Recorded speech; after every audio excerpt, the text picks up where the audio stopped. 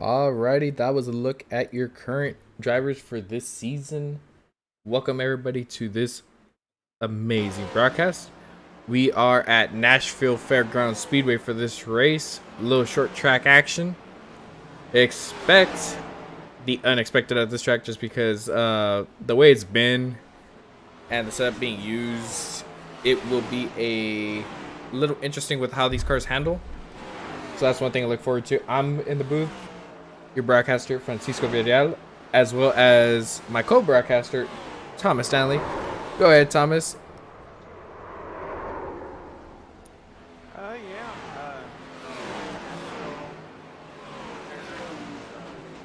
One of my favorite tracks. I was here.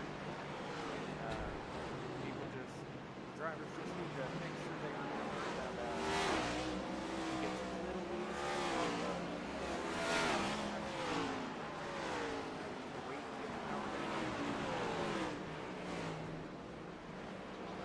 Yeah, that's actually It's going to be a long that it will be, and it's important to know that at this track, throttle control is going to be everything. Knowing when to get back on the throttle, how much to get on the throttle. As we talk about this track, let's look at some of the weather and the the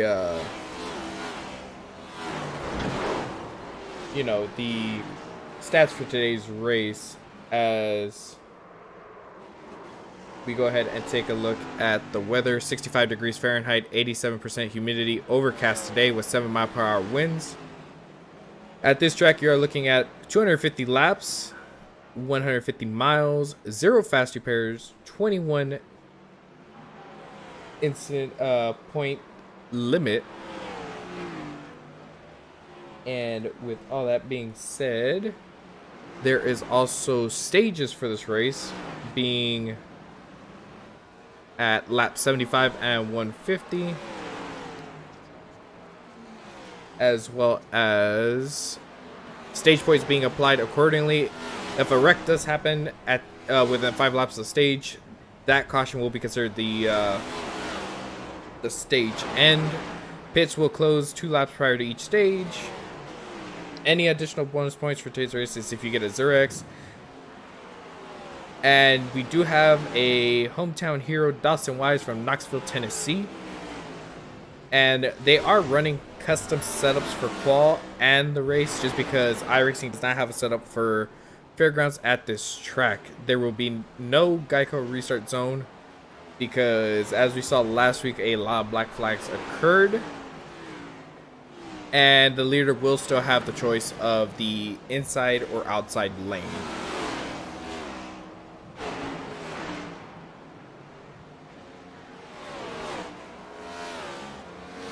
Now, I am seeing in chat that your audio did need to be raised up, so I believe I have fixed that situation.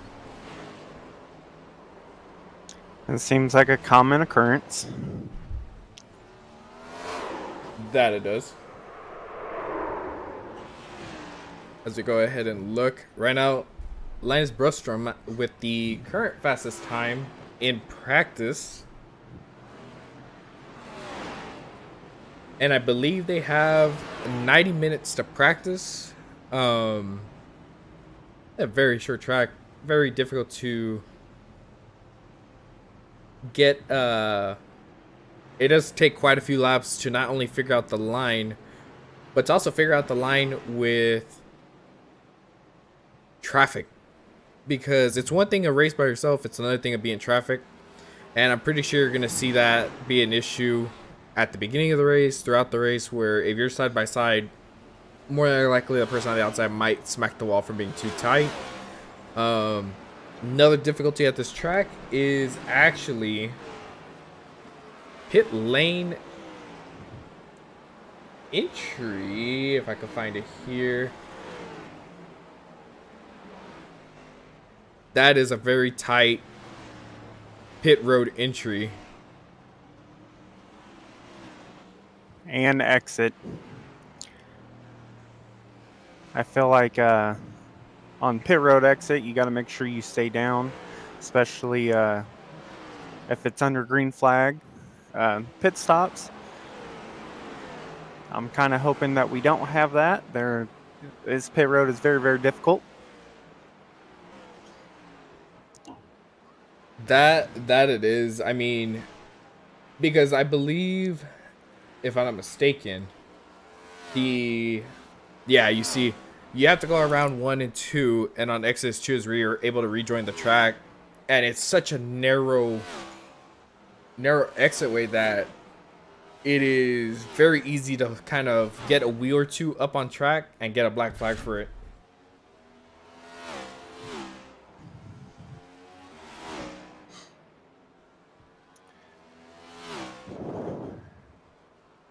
I feel like braking zone is going to be the master key to win this race.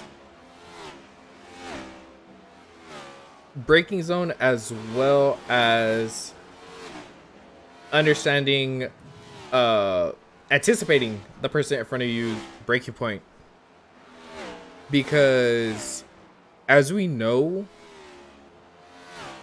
the perfect line, you're going to want to kind of break it in, trail break it into the corner, slow it down, and hook that bottom. But at the same time, if you have a car behind you and a car in front of you, it's like, okay, I have to time this braking point just right before you either run over someone in front of you or get run over from someone behind you. Yeah, I 100% agree with you on that one. I don't know. I'm kind of partial with this track. I don't really run the bottom too much when I run it. Normally try to stay middle to high to get a good run off, especially in turn 2 or 1 and 2. Throttle control is going to be something to watch out for as well, and tires. I mean, they do not have a lot of, like, a big set of tires today, so that could play a little bit of a factor. I do believe so. I believe they only have 4 sets, and I believe it's a 250 lap race. Now, with that being said, let's go ahead and take a look at our points leaders for this race, for this season. As we see Jonas Gunnarsson in that 10 with 52 points in first. He actually won last week's race at Daytona, winning the Daytona 500 with that epic battle between him and second place finisher Jalen Battle. In third, we have Justin Barkley. Fourth, Joshua Grasso. Fifth, Taylor Butcher Benjamin. Sixth, Blake Lothian, who is actually, what I've been told, is a Craftsman truck driver. And then in seventh, we have Mike Hamlin, Brian Chu in 8th, Steven Sear in 9th, Alex Weger in 10th, Eric Cook in 11th, James Bowles in 12th, Isaac Wilson 13th, Angel Hernandez 14th, Brady Shue 15th, and Linus Brostrom 16th. And I believe it's the top 16 that will make it into the playoffs. So something to keep looking on throughout the season. Casey Tomlinson in 17th, Davey Hendricks in 18th. As I go ahead and swap this over to, let's see, Davey Hendricks 18th, Zach Phillips in 19th, Jonas Skoglund in 20th, Fernando Vinales in 21st, Jackson Carr in 22nd, Richard Poultier in 23rd, Joanny Osario in 24th, Dawson Wise 25th, Johnny Castle 26th, Jason Ricketts in 27th, Damian Mulvey in 28th. After that, we got Mark Gonzalez 29th, Kiko Garcia in 30th, Chris Van Maastricht in 31st, Eugene Thornton in 32nd, Tristan Rivers in 33rd, Charles Roberson in 34th, Michael Hagstrom in 35th, Bob Wyckoff in 36th, Rhea Ferris, league owner, in 37th. Clarence Prince, 38th. Austin Cook sitting 39th. John Hopley in 40th. Matthew Moniak in 41st. Dave Seats, 42nd. Rodney Roberts, 43rd. Gary Wright in 44th. Jesus Juan Menendez in 45th. Brian Treadwell, 46th. Michael Iskandar in 47th. Joey Maines, 48th. Jeff Weimer sitting 49th. Christian Delgado in 50th. Lindsay Lyles. Actually, the rest of this do not have any points at all, so I shall not mention their name at this point. But that is your standings as of right now. All right. So I am seeing in chat that caution over under for the race is 19. I was actually more generous than that. I said 15 is if I had to guess. I agree with you on that one. I feel like it might be able to. Yeah, we both think it'll be around 15. And I have a feeling majority of them will probably be self spins. Typically what we'll see is somebody getting on the throttle a little too quickly, losing the back end, and in these cars it's very difficult to hold it down, so very easy to spin them out. As we are getting ready for quali, let's go ahead and hide the ticket, bring up the tower, and let's see who goes out first.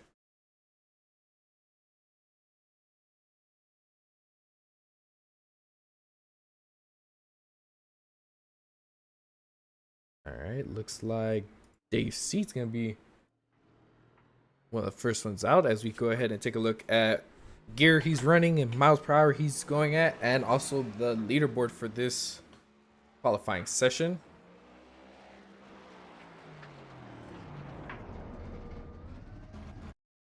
Parking it before he goes. Take a look at Ligo and Rhea Ferris. Hug in the bottom. Start finish line. Running that middle line.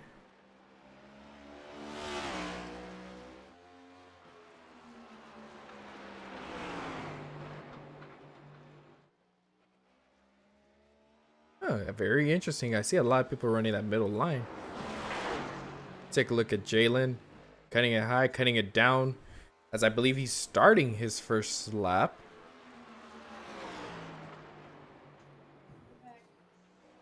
Which actually makes sense to carry that speed for his second lap. Hugging it low. Drifting up, basically diamonding the quarter just a little bit. Ooh, as he got loose.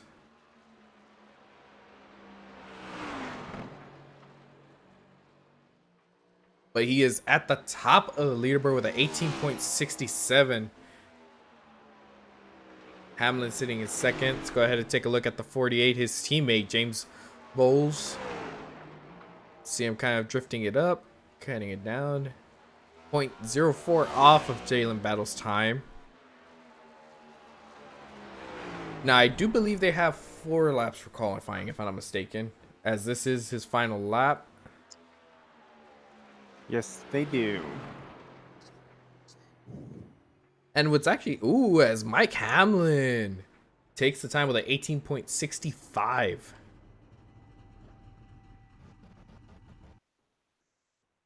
Everything's going to start getting shifted up. Last week's winner, Jonas Gunnarsson, sitting in 4th at the moment.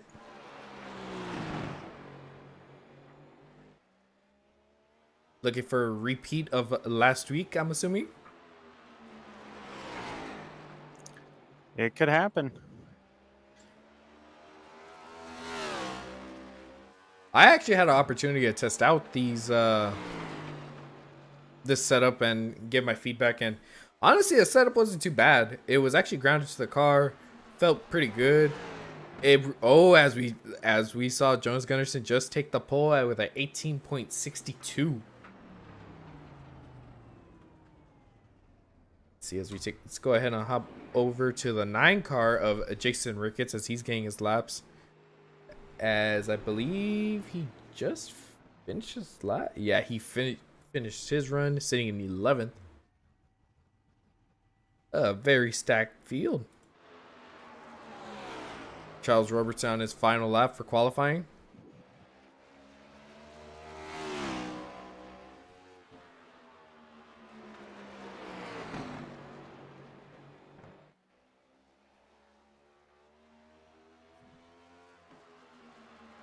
As Robertson climbs all the way to 5th, 0.23 off.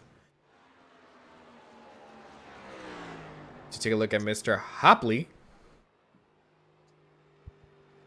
as he rounds out his final one.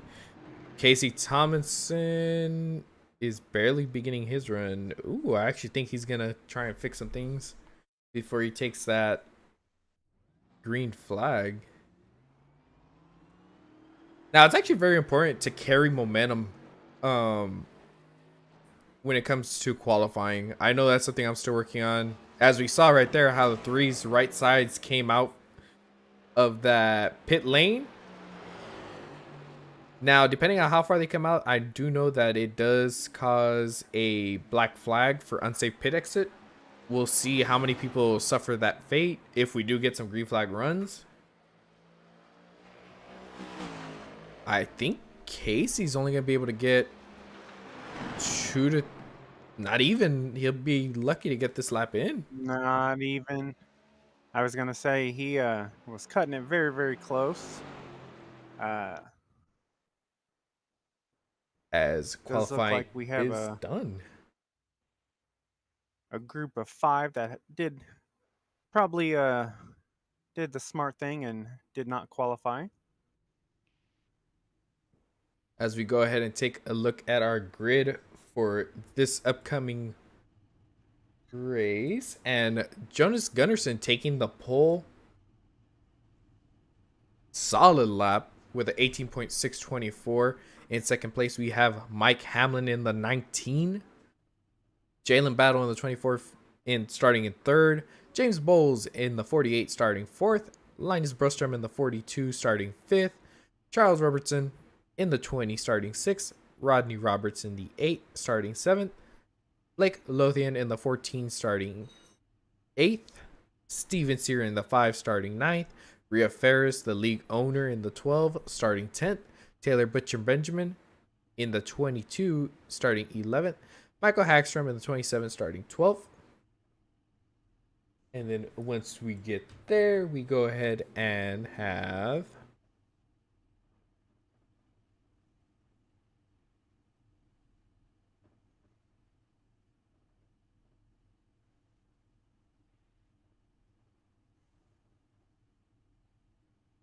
As I am trying to show the rest of the grid, but something is occurring here.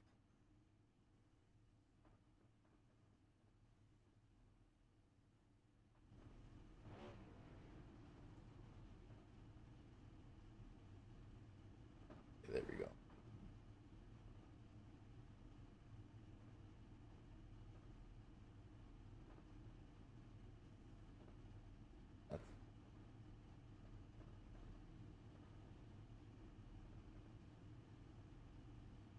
Not sure what quite happened there. There we go. We got Jason Ricketts in the 9, starting 13th. Derek D. Cook in the 7, starting 14th.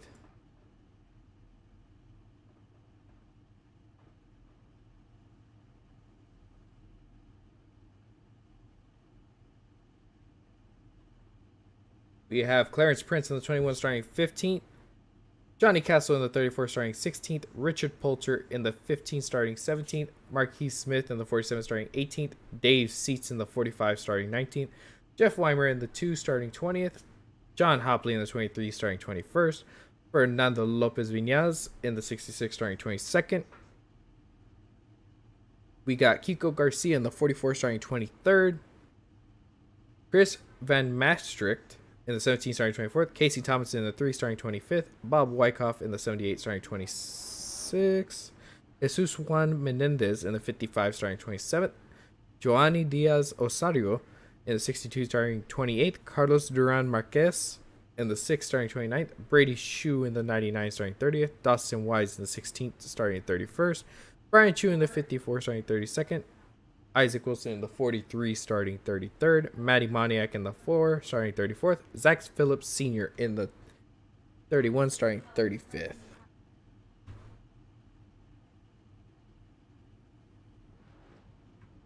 And I apologize for not showing the grid, as I was experiencing apparently a technical difficulty with my SDK. But here we go. I believe they have 2 laps to go green. I want to say it's actually just this time. Ooh, then they better get ready.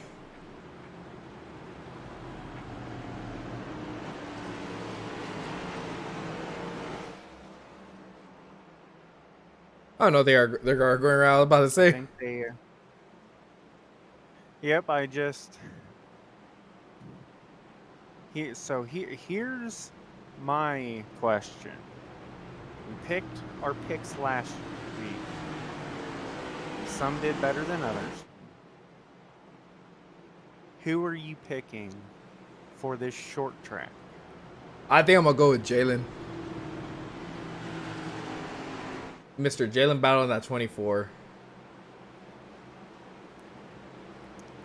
I kind of want to do the same, but then again,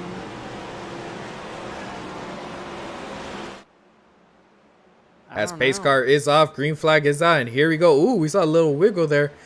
10 having the inside. And here we go, being able to get clear of the 19 of Mike Hamlin. Oh, as we see the 48 lock up his brakes, trying to keep it out of the 19. Everybody trying to find a spot. Kind of what we talked about earlier.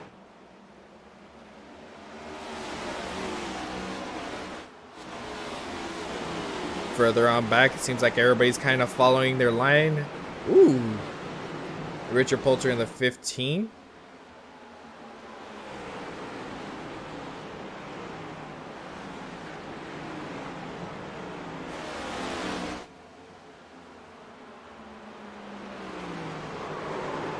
Ooh, wreck already.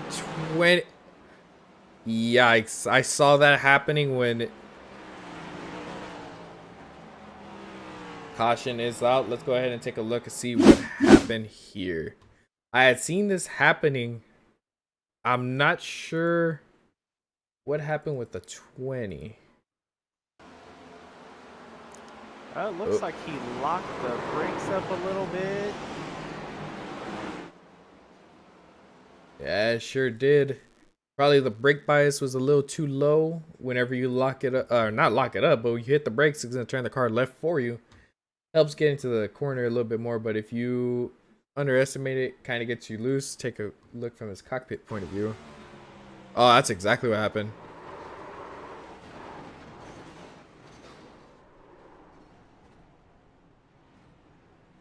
And like I said, just now, one person I got pretty lucky with this is actually the 22, because I don't think he got any damage. Nope, he got slowed down. I would like to say you are an 0 for 2 on your picks. Jalen has a nice little meatball. Oh, that's gonna be tough at a track like this. Yeah, everybody's scrambling to get out of the view, out of the way. Even Rhea Ferris was able to avoid that by cutting it down. Let's see from her point of, oh, she fit the gap right there. And and then the 8 clips the 24 as well. Yep, the 8 after it bounces back up ends up clipping the 24.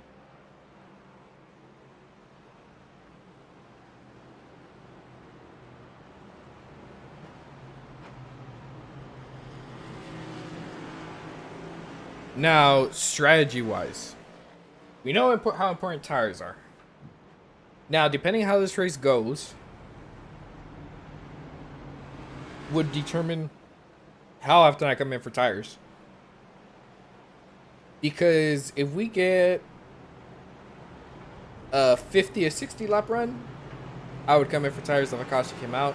But if we keep getting 10 lap intervals of just caution after caution after caution, I would stretch these tires out probably to lap 100, 120. Yeah, I mean, I did not test out the setups that they were going to use. So I'm unfamiliar with the style. I mean, it really depends on that setup that they have under here. Kind of is where I would adjust for me and my team to see where we would get that.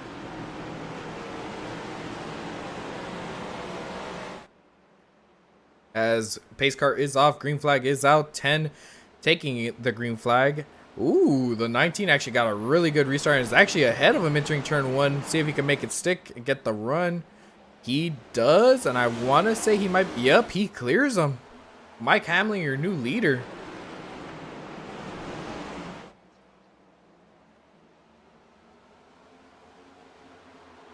As we see the 48 and wreck, as I was about to bring up.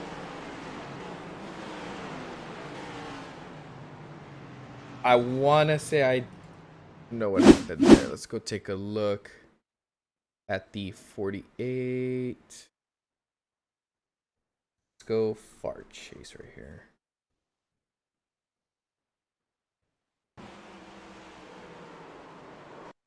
That one actually looks, if I had to guess, based on racing and all that, I believe the 42 Linus, I believe he might have expected James to kind of enter on entry turn in a little bit more.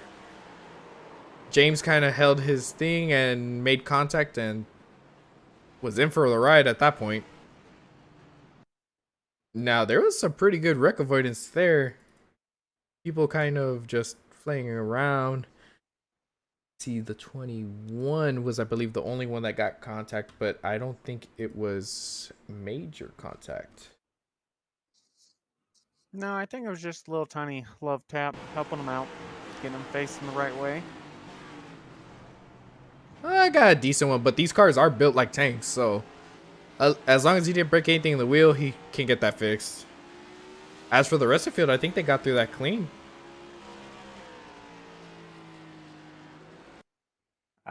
Hopley looks like the only person that had an issue. See what happened. I'm not exactly sure if he hit the wall. Yeah, he did. Trying to avoid that. He hit the outside wall. Now, let's take a look at that right front suspension. It's not a very good camera view of the right front suspension. I want to say he should be good. The tire doesn't seem to be messed up, so should be good.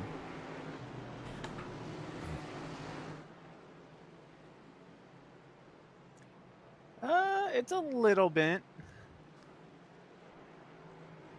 If you want to go over to that zoom in camera, it'll should show you the right front. Ooh, it actually is a little bent in, right? Nothing horrible, but enough at a track like this that I definitely would Want to get it fixed? not want to be out there. Yeah. And right there we have our leader for today. At this moment, Mike Hamlin, 14 laps in. Well, let's see. My pick is already damaged. All right. Do we have a secondary pick? Jalen, I'm sorry. I gave you the broadcaster's curse. He is not a lap down, though. That's actually pretty good. As long as the car goes straight, you really don't need aero here, which helps a lot of people. myself included in that. I Pace car's I coming really off. kind of want to give it to Steven. I feel like Steven's going to get his first win. Green flag is out. The 10 getting a really good start this time. Let's see if he's going to make it be able to stick out on the outside. I think he went up a little too high, giving the 19 just the clearance he needed. And sure enough, Mike Hamlin is clear. Oh, but the 10's going to send it on the inside. Got a nice little battle going on right here. I will say, though, I think it's going to be tough passing on the inside as we have a caution. Ooh. Got James and another car spun around. I think I saw Marquis Smith's name in there. Yep. He looks like kind of just a little racing deal.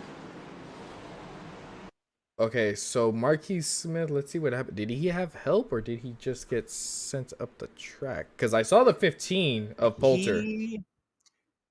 The 15 did get into him a little bit. It looked like he turned.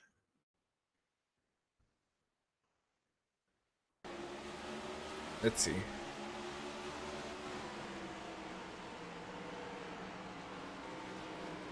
Ooh, okay. I don't know if he got spooked by the 12 being under him and he kind of like reacted and went up the track into the 47. Or if he just kind of lost it and readjusted. And, you know, when you try and readjust here, these cars, they drift up in an instant. Now, who was the other driver that got involved? Oh, for sure. There was it looked like battle. Found it. The 66 of Fernando Lopez Viñas. What happened with him? Oh, he actually had help. So he had help from the 78. Got tapped right there. And if I had to guess, there was nowhere to go for James and Jalen. See here. Yeah, let's see here. Yeah, there was just nowhere for these guys to go. Luckily, should be manageable damage as well. As I see in chat, Mr. Isaac Wilson won his 24 hours of Daytona. And Corey Gasper in here saying we are 2 of 19 so far. Actually, we are currently 3 of 19.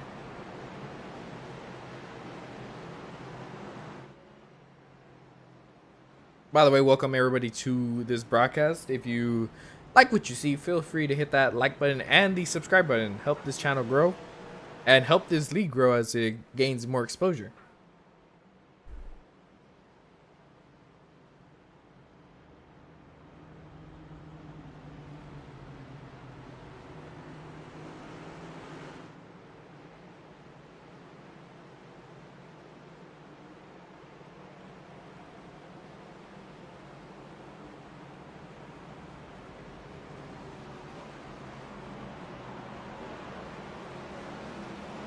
As the lights on the pace car are out.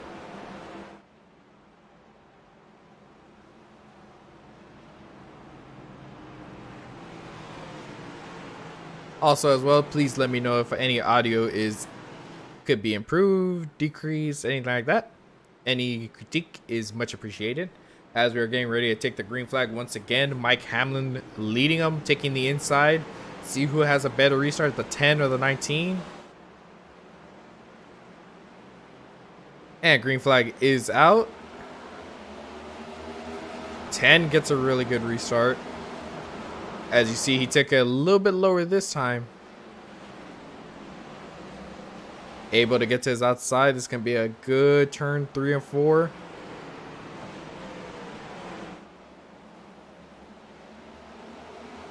Ooh, as he does a little crossover move getting to the inside.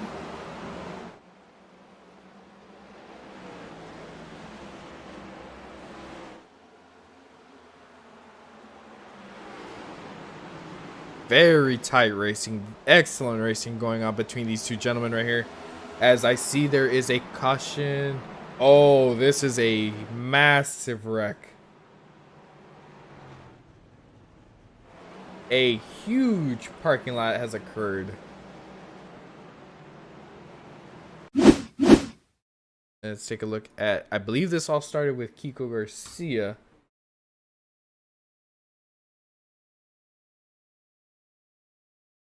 Let's see here, let's go far chase.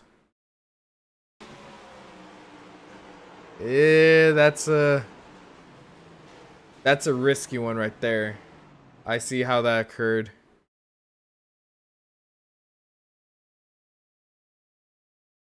Trying to see if you could poke his nose underneath the 21.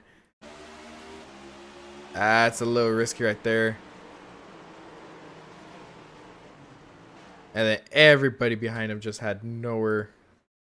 It became a parking lot for everybody. Take a look on board with Charles Robertson.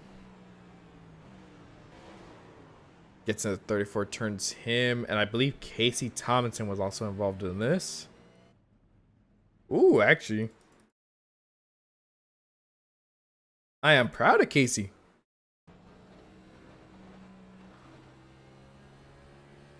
Saw the wreck and immediately started slowing down. Good job on Casey's part for holding the brakes. As Jones Gunnarsson regained the lead in that little stretch.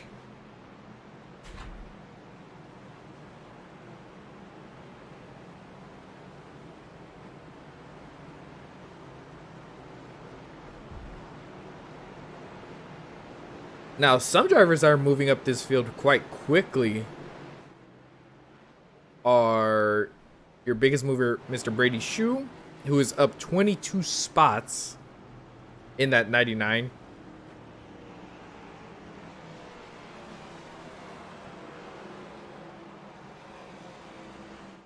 As well as you do have a couple drivers up 17 and 16 spots.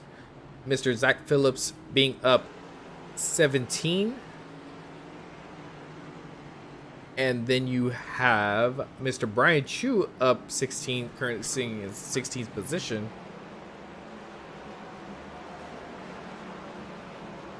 Thought we were going green for a second. Heard motors revving. And Dawson Wise also up 16 spots, sitting right in front of Brian Chu in the 15th. As lights are out on the pace car.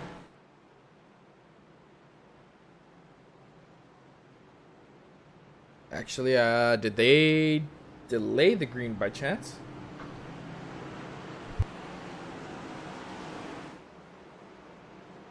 As we're gonna go around one more lap.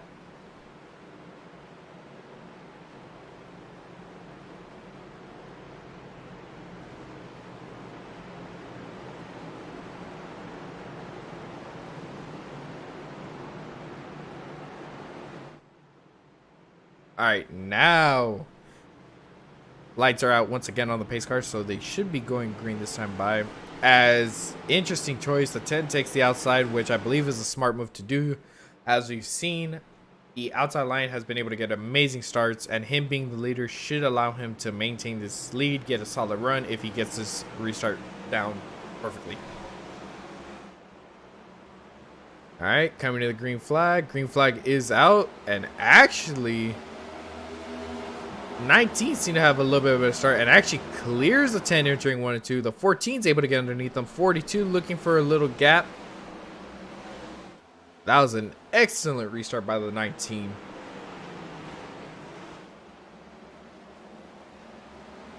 Right behind him, though, Blake Lothian looking for second place, battling with the 10. Yellow flag is out, and I believe the 48 has been involved in a wreck once again. Let me see if I can scroll back and see what happened here.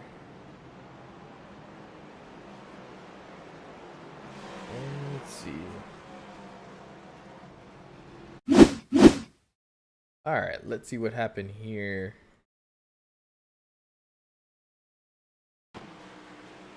Okay, so 48.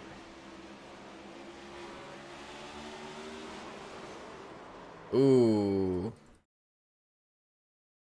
I don't think the 21 realized they were 3 wide, kind of coming up the track, kind of pinches the 48 into the 12. Where is the 21?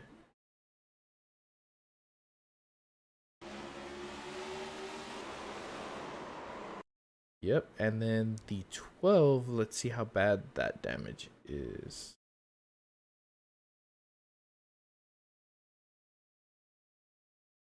Actually, Rodney Roberts got involved in that too, so we saw what happened there. Oh, I see here. So Rodney Roberts kind of drifting up the track on the exit of the turn, just taking your usual line. Oh, and that little bounce off the wall got him. Minor damage. Ooh, okay, that might have been a little bit of a harder hit. But overall, should be able to recover from that. As the 14 was able to gain that position from Jonas Gunnarsson and take second place. Another driver that's moving up the positions is Linus Brostrom in the 42, currently up at 4th. I know he was looking for a gap there before the caution came out.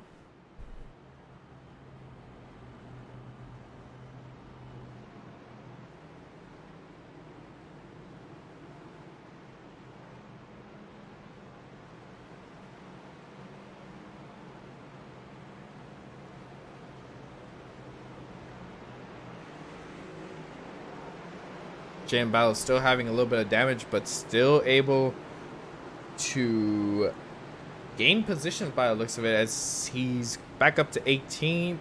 Does have some heavy damage on the right side.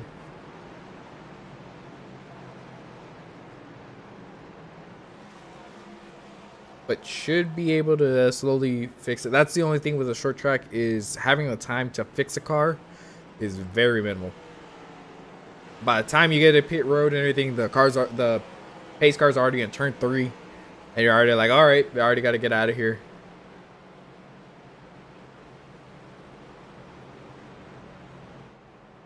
As Mike Hamlin has decided to take the outside line. The 10 took the outside line the last time, and we saw how that occurred. Let's see if 19 could get a better restart.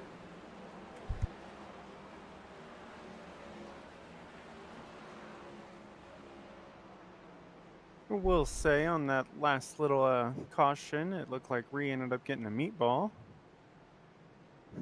You know, that actually it's actually crazy because, you know, it even looked that hard of a hit for her. As we're about to take the green flag, 19 goes, actually gets a very good restart. 14 gets a decent restart as well. Let's see who gets a better turn.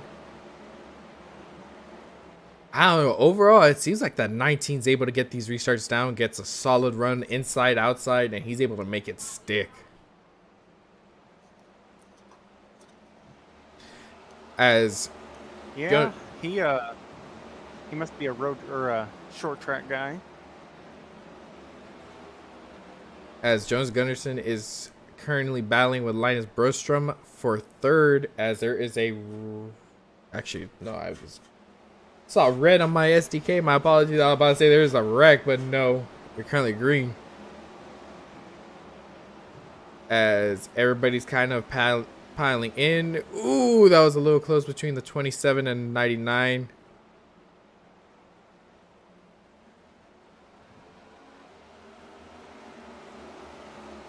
As I see in chat. Oh, did somebody luck it up there? Now, I will say in chat, it is a good point. You know, that was a 3 wide situation. I've seen a couple of these wrecks where it's a little bit of, if you were a little bit more patient, we could have avoided a wreck. And going 3 wide on lap 31 is a little bit of a push, especially at this track. And especially with a setup that's not really, how'd I put it? That was made for this track, not iRacing. You know what I'm saying? Thomas? Yes, I do. Yeah, I mean, I'm one of those. I'm a very, very patient driver. Uh, Mainly, if you want to pass, you want to get up and go, you let me know where you want me, and I will move. We have a wreck in third, the 10. 10. I actually saw this coming. I don't know if, let's see what happened here.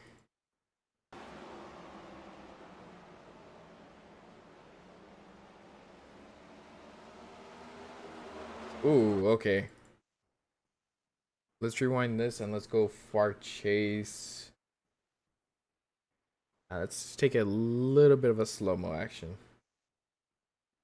I'm seeing here on my SDK that Mike Hamlin crashed. I don't think that's right. But so based on what I'm seeing here, I want to say the 10 drifted up a little too much. 42 trying to keep it off the wall, just, running his line. But it also did look like a little bit of netcode ended up sucking him in. I believe they would have made contact regardless, but I think the netcode also did not help that situation. So let's see. Did anybody else get involved in that wreck? Actually, I saw. don't think so. I think it looked. Everyone got slowed down. Yeah, I think everybody was just slowing down.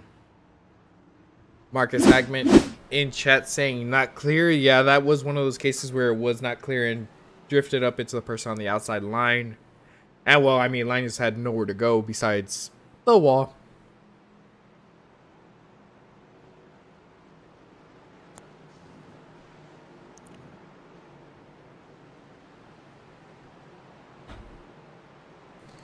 Now, usually around this time is where I would bring Swedes are tired and want to sleep. That's former iSNF champion Marcus Hagman typing in chat. And being a Swede, the time difference makes it very, very different. GTAS Gaming says Roll Tide. Now, if I'm not wrong, that's an Alabama reference. That is true. They rolled themselves not into the championship.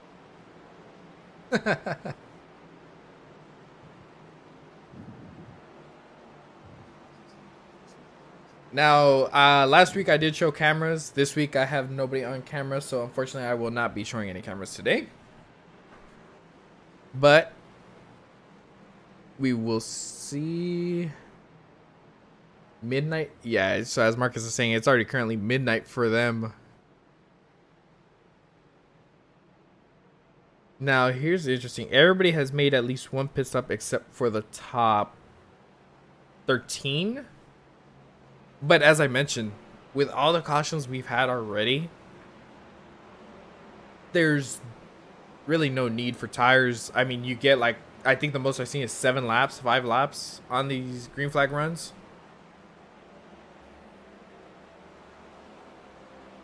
Yeah, and I mean, these cautions are definitely helping fuel out as well.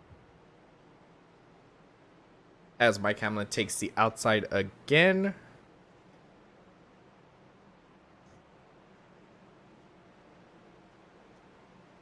Coming to the green flag. Gets a really good restart. And is actually going to clear him before turn 1. I'm telling you, Mike Hamlin has these restarts down and is actually able to get a really good turn 1 and 2. Speaking of which, let's go ahead and take a look.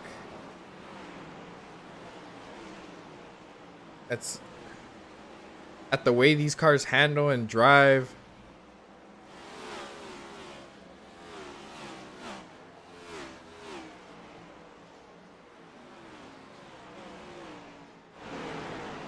Back up front. Taylor Butcher Benjamin working his way up, currently sitting in 3rd.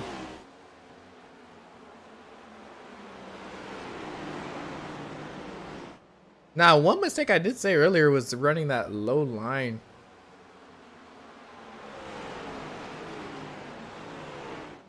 It looks like what everybody's doing is entering high and cutting it down to that middle groove on exit. If not entering in that middle groove and rolling it down to the bottom on exit.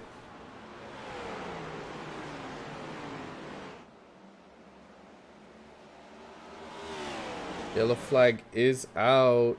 I believe that was league owner Rio Ferris.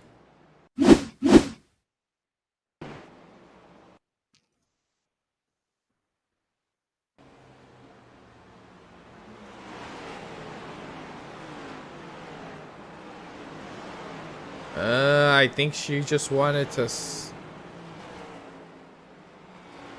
Yeah, I think she wanted to stop the car and go back into the pits. But since I guess that pit road is considered on track already, it brought out the caution.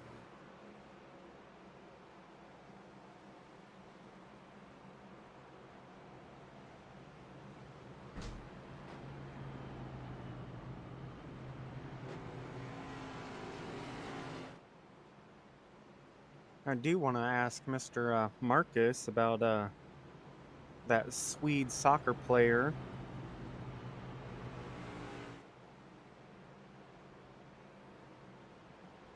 Let's see Was here. it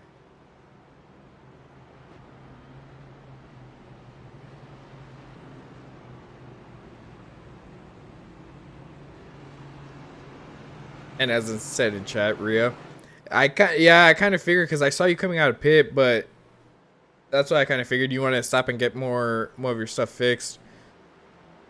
And I'm assuming, like I said, since it's considered racing surface, it brought out the caution. But you know, that's what some drivers need to see: is you'd rather have a car completely fixed and ready to come out than a junked up car that potentially cause a wreck for the leaders or anything like that.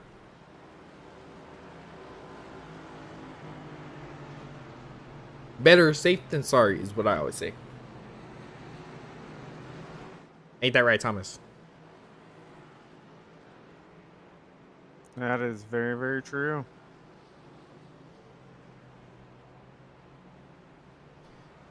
That's the only thing about these. It's like their Achilles heel, where like if you hit the tire just right, it could be the softest hit in the world, and it's like, oh, that's it, no tire.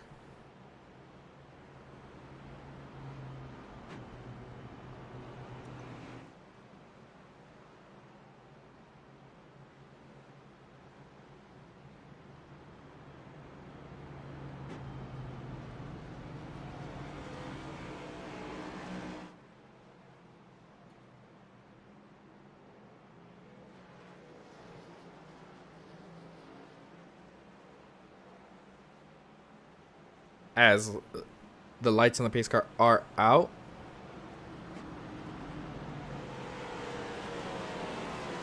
So, what are...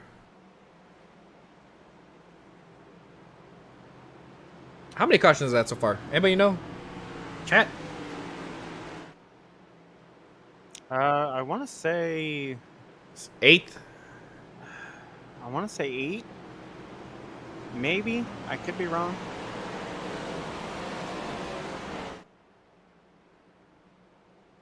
As the green flag is out, the 19 getting another decent start. The 14 actually getting a really good start as well. Ooh, seemed like the 14 was actually able to get a good turn one. Nearly clear him, but not quite enough. Actually gonna clear him right here, I believe. Gonna slide up. Yes, he is.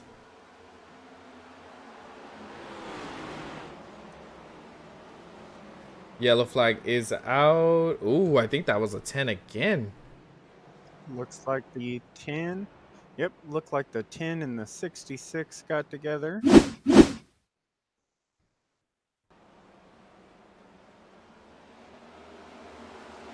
Ooh. Sure enough. Now, did anything happen before that? Because, man, 10 was all over the 66 bumper. No? Nothing at all.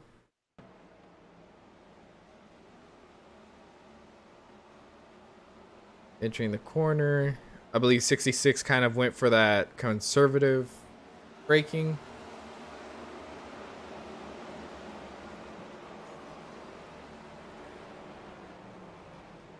Yeah, everybody else being able to keep clean. Now, knock on wood, if y'all can hear that. Everybody's wreck avoidance and awareness has actually been pretty good.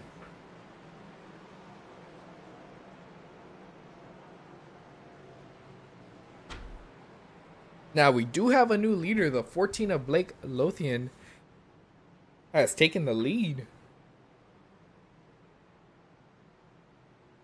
Now, he is a Craftsman Truck Series driver.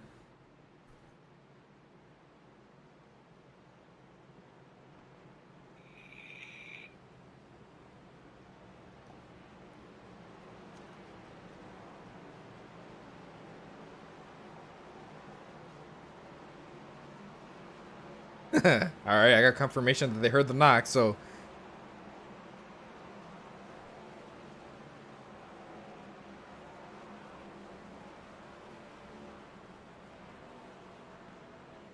now we just need to get rid of the wrecking and we have a race.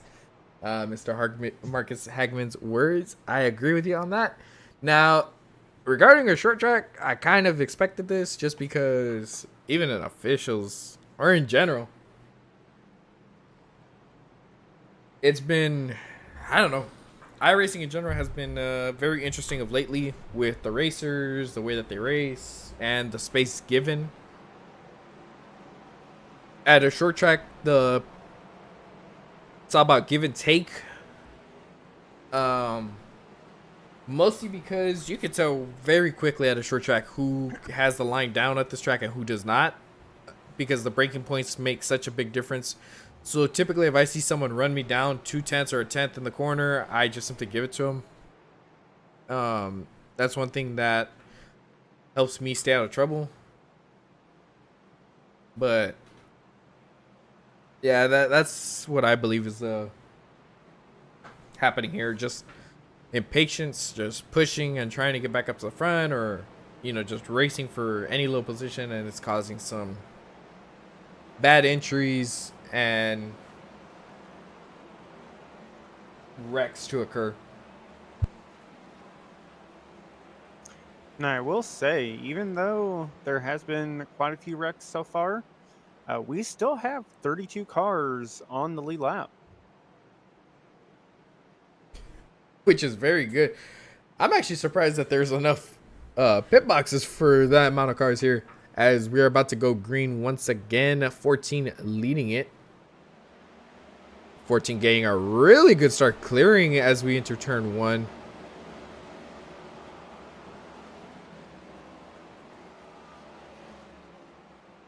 Ooh, the 45 of Dave Seats actually getting a very good start as well, as you see him right there on the high side with Taylor Butcher Benjamin battling for that third spot.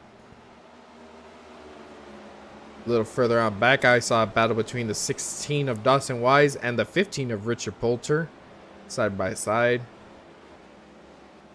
2 of Jeff Weimer under pressure under Brady Shue, who is still our biggest mover up.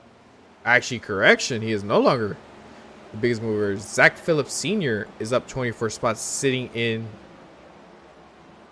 11th, as we saw a little bit of a lockup from the 15 entering that corner.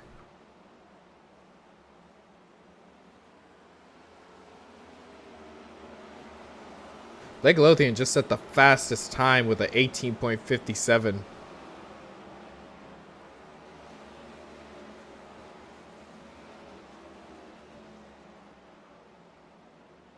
Creating a little bit of a gap between him and second place Mike Hamlin, about 0.6 of a second. Further on back, we see the 9 of Jason Ricketts battling with the 4 of Matty Moniak. Ooh, nearly gets on the wall, has to let out.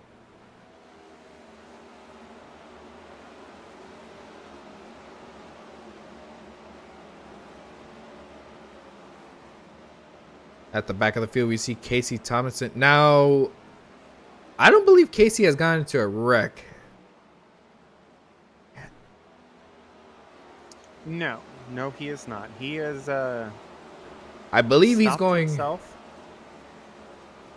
Yeah, he has stopped himself quite a bit. I'm actually proud of him regarding that, as I've raced with Casey quite a bit. But I will say that I believe he's going for the stay in the back and stay out of the wrecks approach, which honestly isn't that bad of an idea. Yeah. I mean, I 100% agree.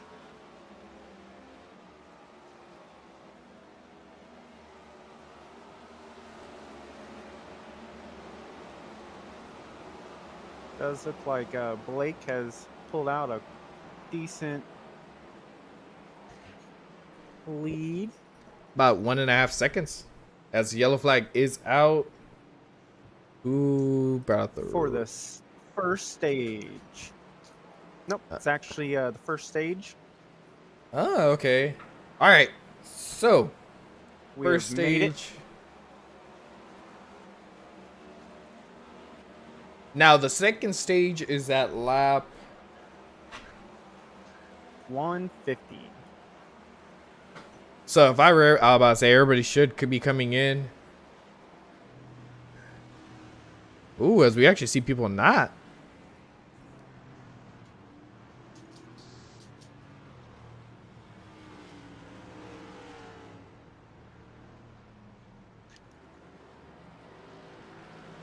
I mean, to be fair, with as many cautions as they've had, you're probably still pretty good on fuel. Tires is kind of the only thing that I would be a little iffy on. Oh, a tight battle out of pit road.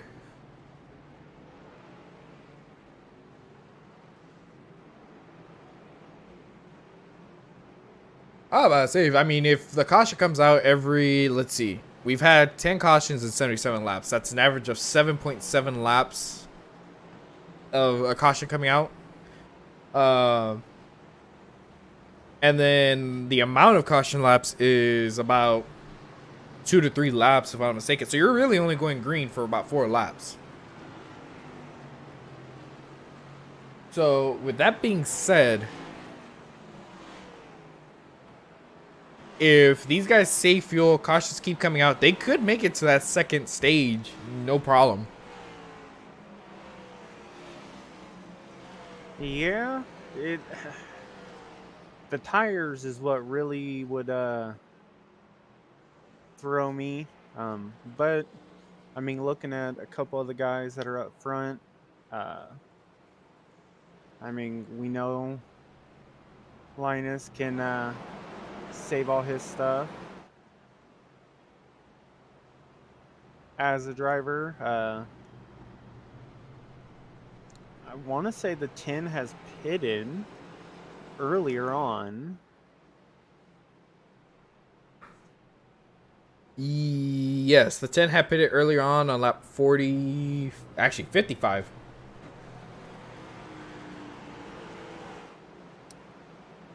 Now, I do want to say, does the 4 car have a messed up driver wheel, like driver side front wheel, or is it just iRacing being weird? He actually... Oh, it actually does. No, he does have damage on the left front. He actually has quite a bit of damage on the left front. Yeah. I just wanted to make sure it wasn't my computer, showing it. As we have some... that may... We have some new faces over here in the top 5. Linus Broström leading them to the green flag. Gets a really good restart. Michael Hagstrom in second. Richard Poulter in third. And we see everybody spreading out.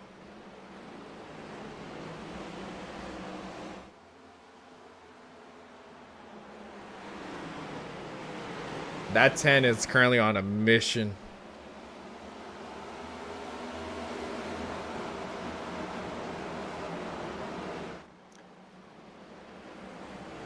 agree with you on that one, but he also has to remember there's only a 21x limit. Now another driver that's actually recovering. Ooh. Jalen Battle. I was literally about to say that he was back up, working his way back up, but let's see what happened here. If I had to guess, maybe pushing a little too hard and losing it. Yep, that's kind of what it looks like. He just came off the corner low, got into the throttle a little too much, Now, which is very easy to do. Now, I will say this. He did a very good job holding his brakes, which, for anybody watching that's not familiar with iRacing, that's exactly what you want to do. If you're going to spin, lock up the tires, don't go back in traffic. So, good job on his part for doing that.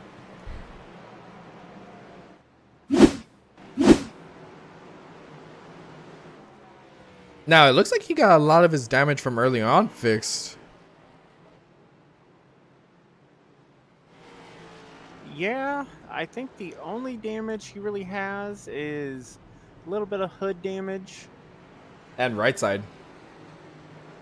And right side, of course. But other than that, he looks like his car's pretty decent. Like I said earlier, with it being a short track like this, you don't need a front bumper, back bumper, windshield, hood. As long as you got 4 tires and a steering wheel and an engine, you have a chance at winning this race. That's actually very true. And Corey Esper says he pushed too hard on cold tires. That's usually what happens, especially at this track. I know if you hook the bottom on exit, you're like you said, Thomas, it's real easy to lose it.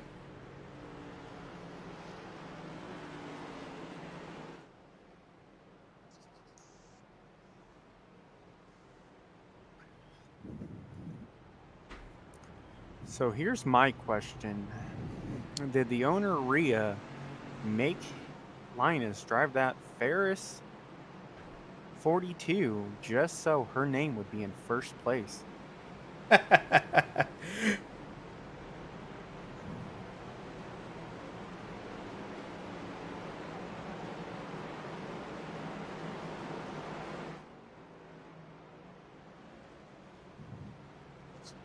Now, let's see.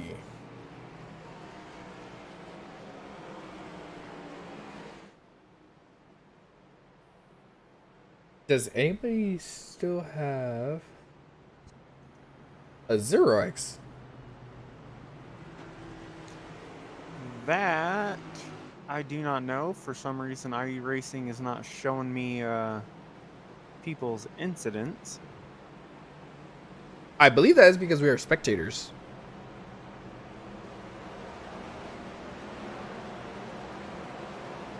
Even as a spectator, should be able to see everyone's, or as a watcher, I should say. So,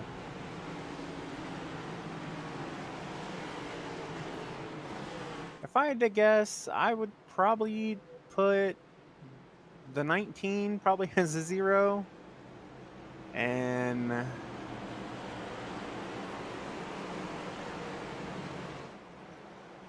Coming to the green probably flag. the 14. Green flag is out. The 10 all over that 42's bumper.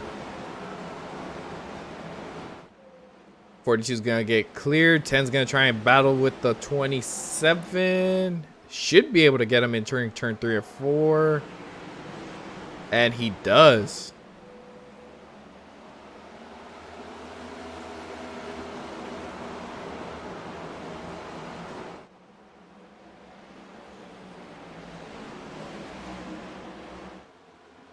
Taylor Butcher Benjamin working his way through the field. Caution is out. Looks like Clarence Prince. Looks like the 78 just came in a little too hot. Kind of just tapped him ever so slightly. Almost saved it. Yeah, that's what it's looking like from here. That's another thing about these cars. If you lock it up, you're just gonna slide straight up. There ain't no recovering at all. Seemed like he was trying to save it the entire corner. He just lost it, locked it up, kept it on the low. Everybody gets. Oh, he almost reverses into people though. Oh, did I see a Brian shoe?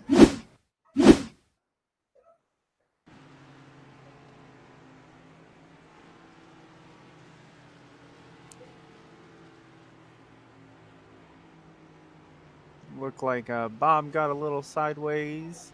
Did something? At the end, and then ooh, something happened with Brian Chu. He parked it, or yeah, he parked it for some reason. He towed.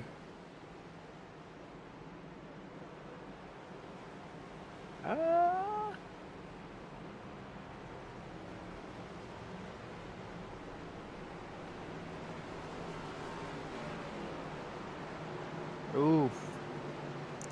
Looked like he got a little too throttle happy on the back stretch. Ended up hitting the wall pretty hard. Really? So we got time to go take a look at that. Was this after the caution came out, or? Right before, because the pace car lights kicked on right as he was coming to pit road, or Oh, right I as he see was it. slowing down. Oh, yep. Lost control on the backstretch, and if I'm guessing, he had probably a hard time steering.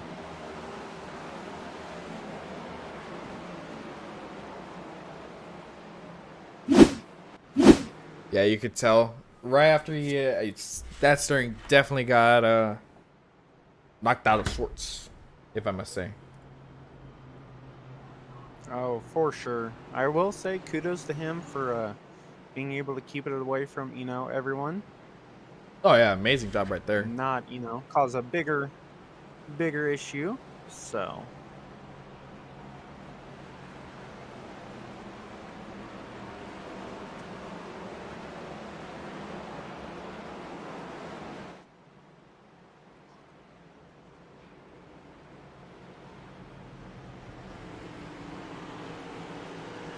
As the lights on the pace car are out.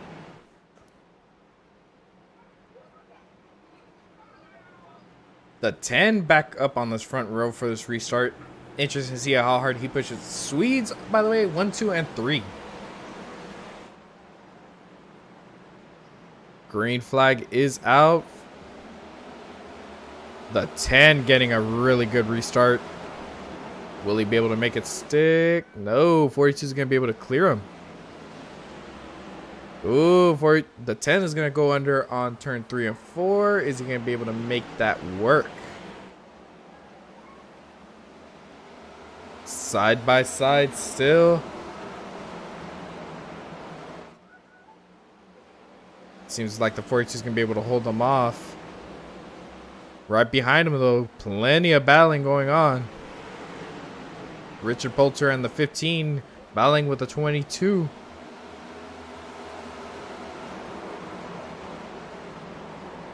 Ooh, big wreck right behind him, though.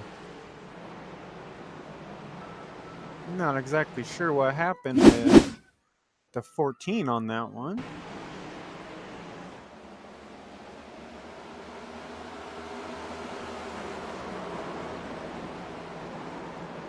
Ooh, I think what I saw here, he actually made contact with the 44.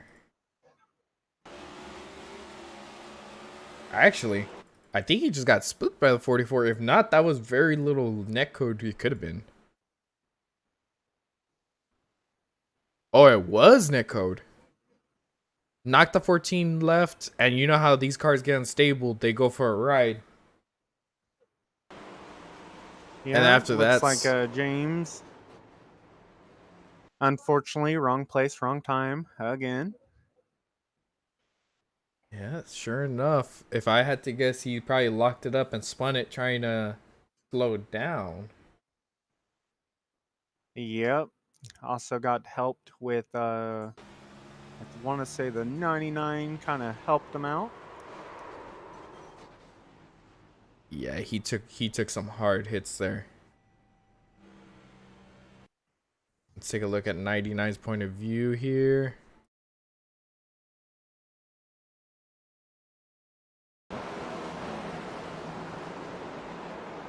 Oh, yeah, he got him pretty good. That's a hard hit for that right front.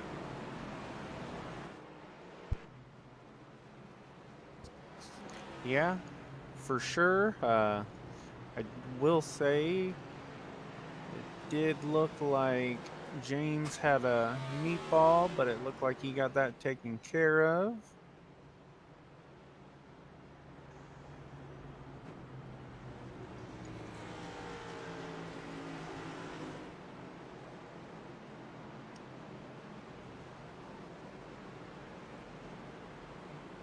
Now we aren't. So thanks to chat, we are currently at 12 to 19. 12 out of the 19 cautions that were guessed. And we are not quite halfway yet. But we are over lap 100. That we are. Now, the second one So comes maybe at... can just clean it up. Well, second stage is at 175, 150, I 150. believe 150.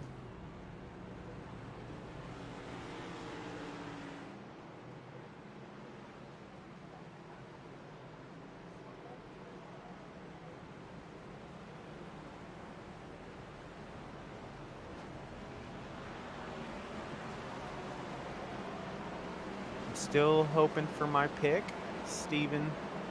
The number 5 Henrik car. That's definitely still my pick to win. You know, that's one drive. As a He matter will of fact, eventually break out. He made a will pretty eventually calm break day. out and win a race.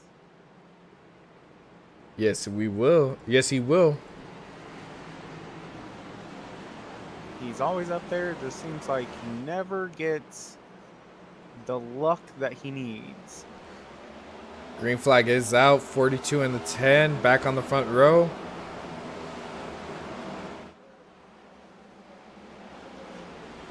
Fortune's going to have that run off the corner. Should be, yep, does clear the 10.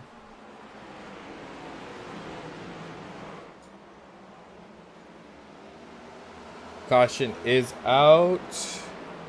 Jason Ricketts is who I'm going to start off with to see what happened here.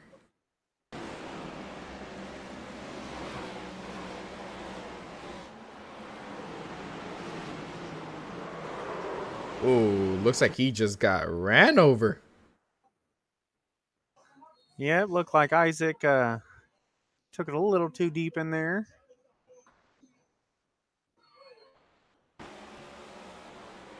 Yeah, sure enough. Oh, that was a hard hit. Running that 24. Oh, Running that 24 hours and we y'all actually ended up on his side. Hopley came in a little after and almost flipped him. Yep, looked like he probably would have been flipped if Rhea didn't help him up right there. Let's see. Let's go to the cockpit point of view here. I want to see. Oh, the 16 got involved in that too. Hopley got a little bit into the 16.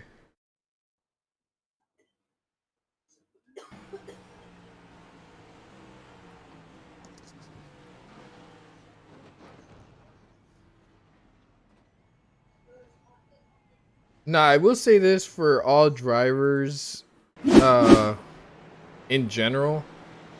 The moment I start seeing smoke and that, I do hit the brakes a little bit to get me a little slow down. Now, if I do see a car spinning, I slow down immediately to avoid situations like that.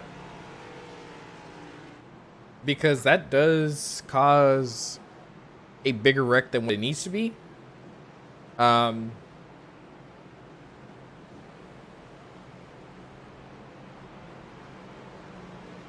I'm dropping the hammer.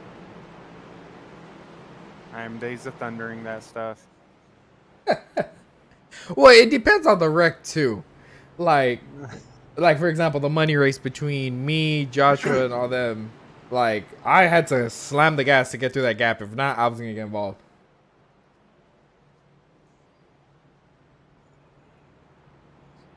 But that really Yeah, does come I into wreck mean, avoidance. on short tracks, you're bound and determined to get some type of decent amount of damage.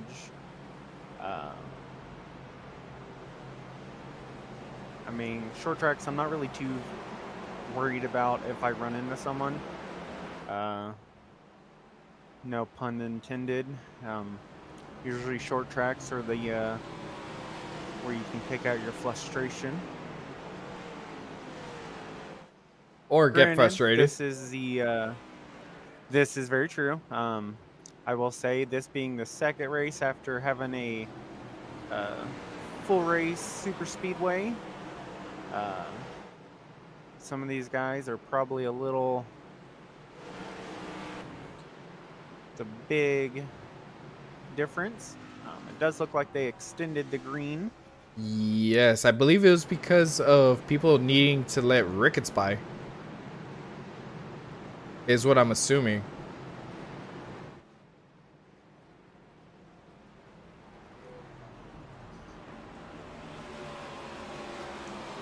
Gotta love that iRacing.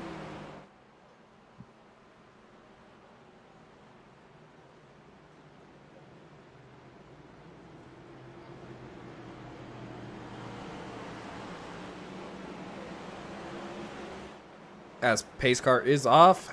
42 in the 10. Once again, green flag is out. 42 getting a really decent restart. The 10 getting a very good entry into 1 and 2. And ooh, I think the 42 sent it a little too high there. Oh, the 10 slid up like right to the 42. Looked like the 27 got a little bit of a bad start, or just wants to go to the back. Did a very good job of keeping it off of the wall and other drivers here.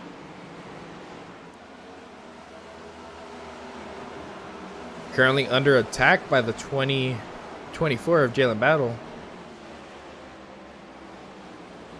Now, one thing I am seeing quite a bit from these drivers entering the corner is a lot of them are locking it up.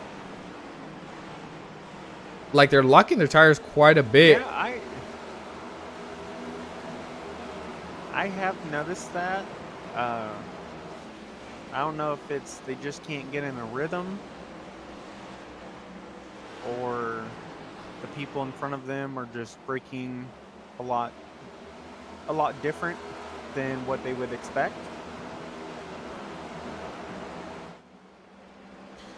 Now, by the looks of it, 19 is currently back on his way to the front. And currently battling the 42 of Linus Brostrom. Charles Robertson up to third. And Taylor Butcher Benjamin actually attacking the 10.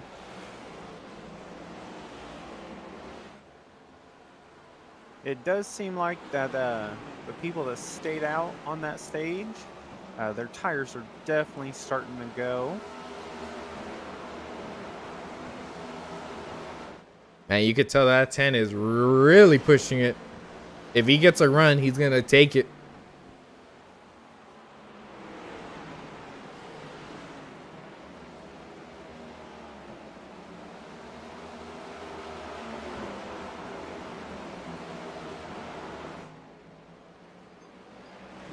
Looks like Bob got a little sideways. Yellow flag is out. If I had to guess, I'm assuming that's the reason. Yes. Yes, it is. Kind of just looks like Bob just got a little too low on the apron and gave it gas, and she went around. Okay. I was about to say, I'm surprised that brought out a caution, but he did come to nearly a full stop. Yeah, and for some reason this track is very, very weird when it comes to cautions. Looks like Isaac is getting his lap back.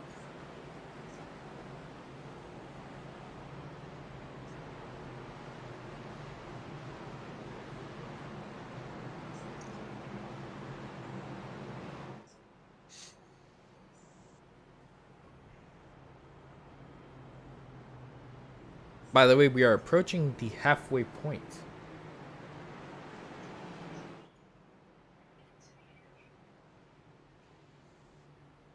That we are.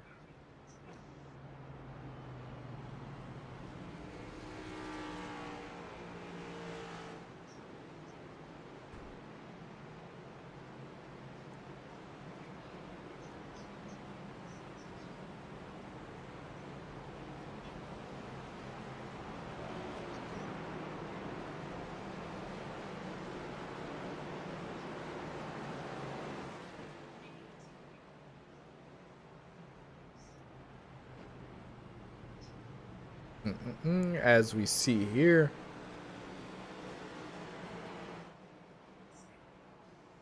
Now, I will say this. If we do have a green flag pit stop, it's going to be very interesting.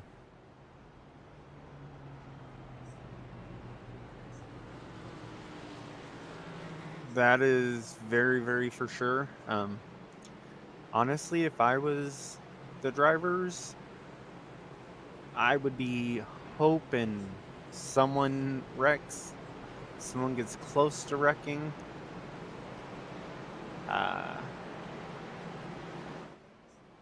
Just so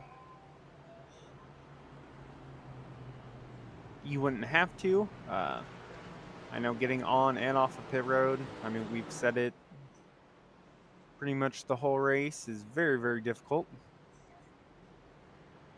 Well, I think the biggest thing is it's such a like, okay, at typical tracks, it's that long straight entry. Here you have to take a sharp left, and it's so narrow, like it's at an angle. So it's like it's not your traditional Yep, pit road at that entry. angle, and then you have that angle that you talked about, and also you really got to watch out for them tires at the end there, because they will reach out and bite you.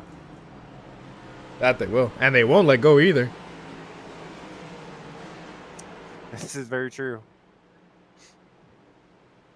Looks like Taylor has picked the high side. And Mike Hamlin's right behind him. This is gonna be very interesting. As pace car is off, coming to the green flag. Green flag is out. Ooh, a 10 got a really good start. But the 22 is going to be able to battle off the corner.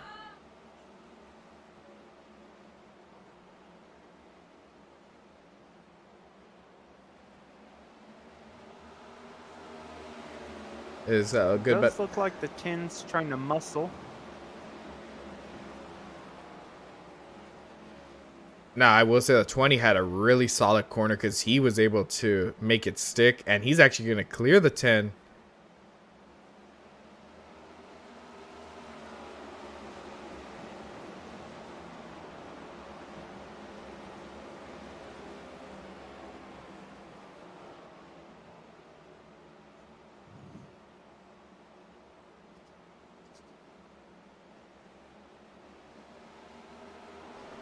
As the 20 has taken the lead and started to create a little bit of a gap as Taylor Butcher Benjamin was able to get around Jonas. As now he's under attack of Mike Hamlin.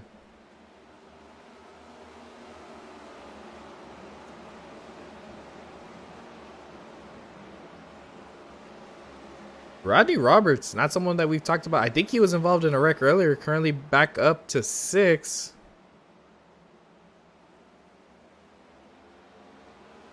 Yeah, same with what is that? Dave Seats in that 45. What was that? A Marlin car? The 45, that is Columbia. PFG. Ah. Very good looking car right there. That it is. Now let's go take a look at your pick, Mr. Steven Sear. Currently in 14, as I see, there is a yellow flag for Michael Hagstrom, I believe. Let's see what happened here. Let's go to the far chase.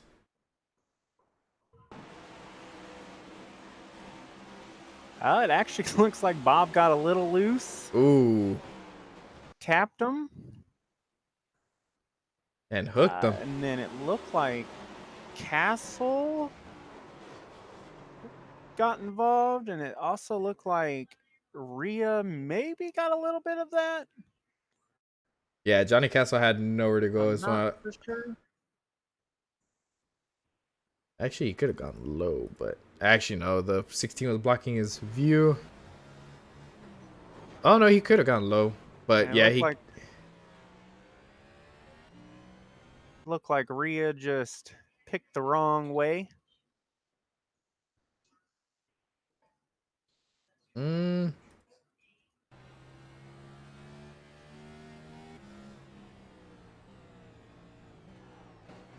Oh, yeah, she got a little bit of the on the right front.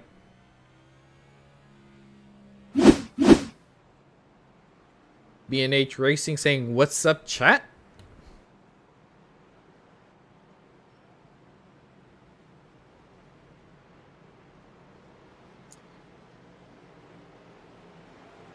I feel like I know a couple of them.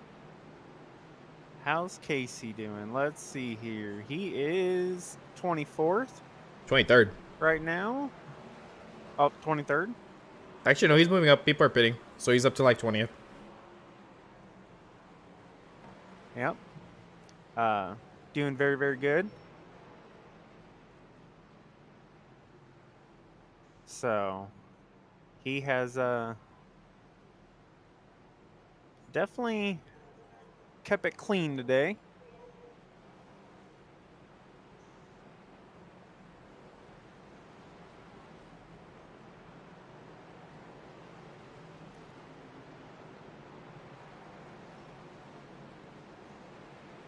Let's see, we already passed the halfway point.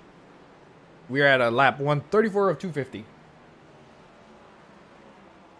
And it seems like the racing's slowly starting to clean up.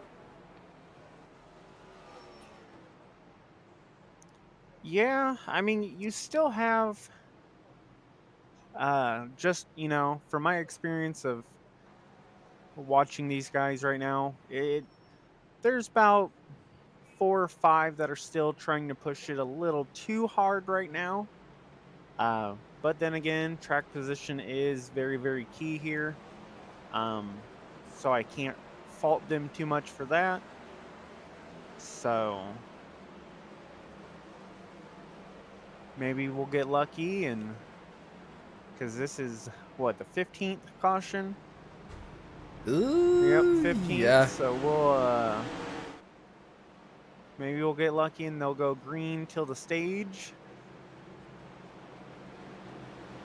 And then green the rest of the way. That way we can see some green flag pit stops. Green flag is out. The 20, it looks like that's a really good start. Gonna clear on entry. The 19 is gonna get the outside of the 22.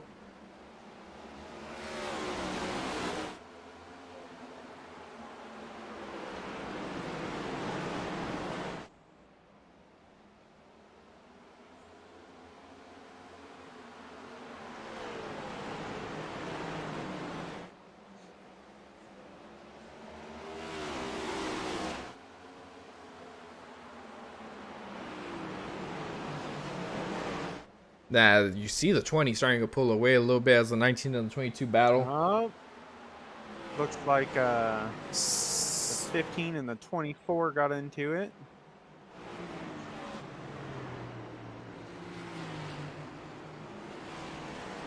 '15 and the 24. I see yellow flag, but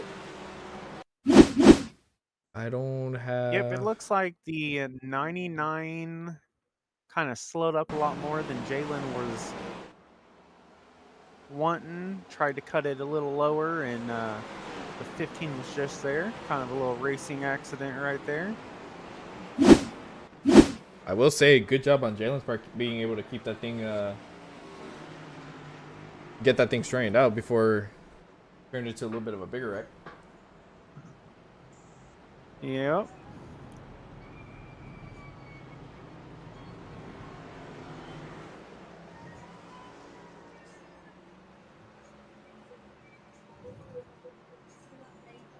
I was about to say, at 24, a lot of these drivers are gonna have to start worrying about that incident limit.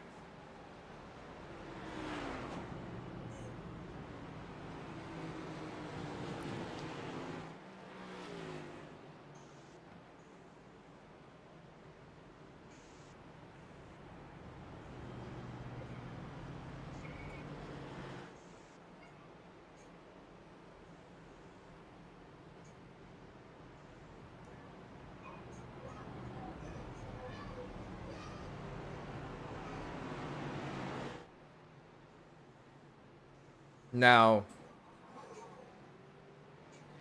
oh, Jalen has been in, I think that's already his 4th one that he's in.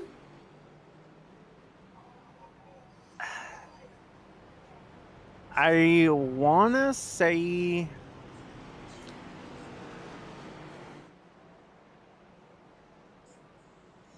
he probably should be probably at a 14.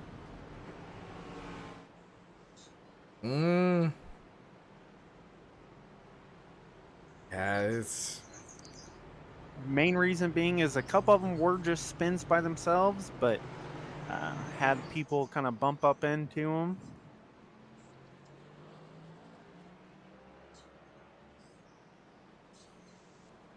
actually, that's a very good point. And not all of them are 4Xs.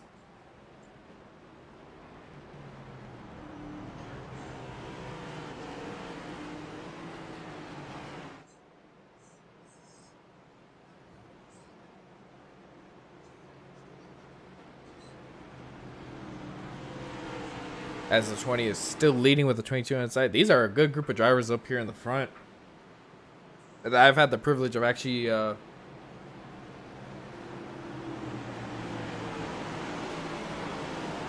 racing against, as green flag is about to come out. The green flag is out. 20 getting a really good start. 10 getting a good start. Both of them are actually going to be almost clear of the 22. 10 actually looking for more. As Mike Hamlin now attacking the 22 of Butcher Benjamin.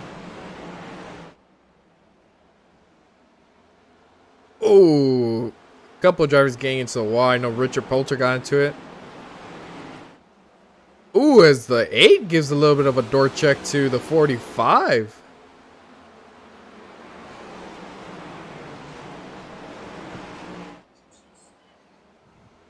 I will say that Jeff Weimer 2 car looking actually really nice.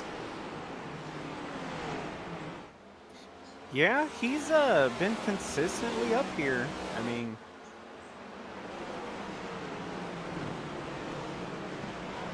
but he is one of the ones that has been locking up the brakes quite a bit. As I say that, the 8 does it. Yeah, that 8 and the 45 are going at it quite a bit. Now, not quite. They are, yeah, they're rubbing every single corner. Yep, they definitely putting it on. I think the 45 said, all right, I've been doored a little bit. I'm going to give him the room. Ooh, as a 45 is going to send underneath him. He's got to lock it up. Yikes. That was as close as you could possibly get. As I think I saw Steven Sears smack the outside wall. Yep, he kind of bounced off that wall a little bit. Oh, as Matty Maniac got loose. Yeah, I saw him get loose. Ooh, and Isaac Wilson just killed him. not only did he get loose,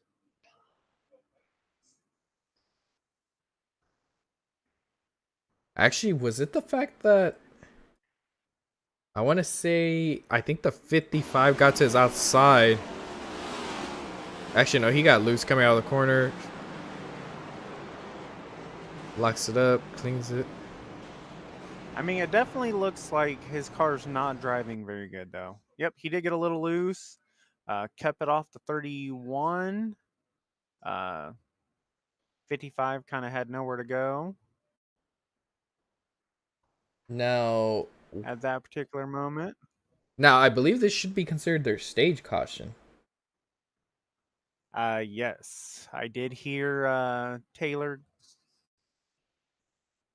go ahead and say that that was their stage. Now, I'm not exactly sure what happened here with Isaac that caused him to just got a little late on the brakes there.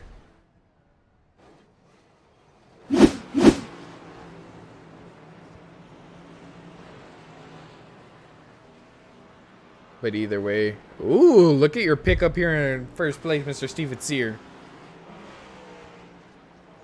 I'm telling you, he's gonna break out one of these times, and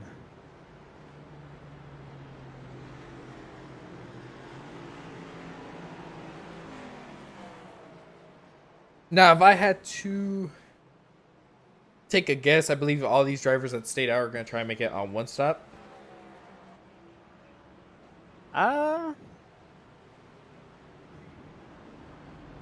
I want to say yes. My biggest thing is we saw the fall off.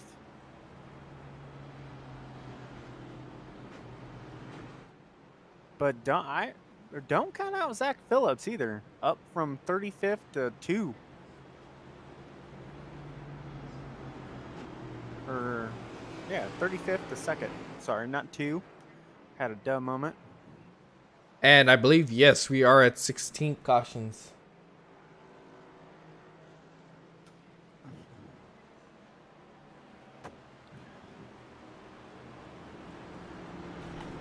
Well, me and you were both wrong with cautions, so. Yep.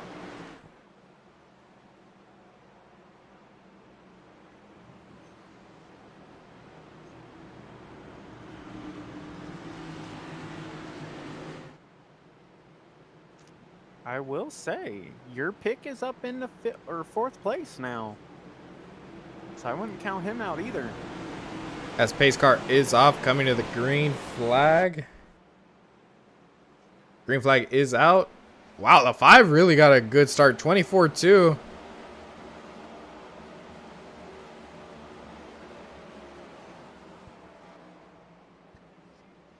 Yeah, it definitely looked like Zach was sleeping.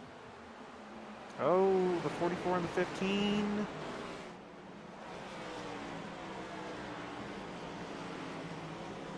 Go back and take a look. Looks like your old car, the 44, and the 15 got into it a little bit. Let's see what happened here. Okay, so 44. You know, I've seen this quite a few times already with the 14. I mean, with the 44. And I think that's what's causing some of the wrecks that involve him. If you look, it doesn't look like he's going towards the wall. He's trying to keep it off the wall. I guess he's afraid of the wall type situation. And Yeah, looks like also Netcode got it. yeah, so that's what I'm noticing with him.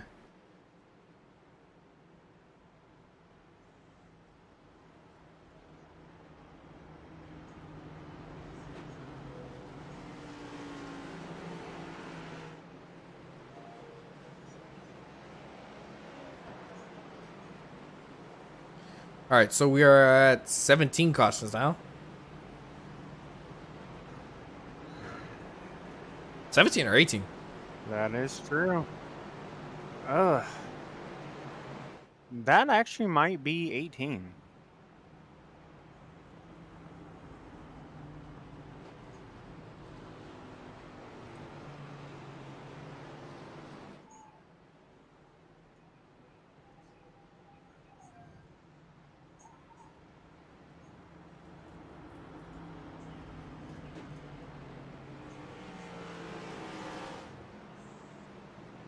Uh, 17 actually.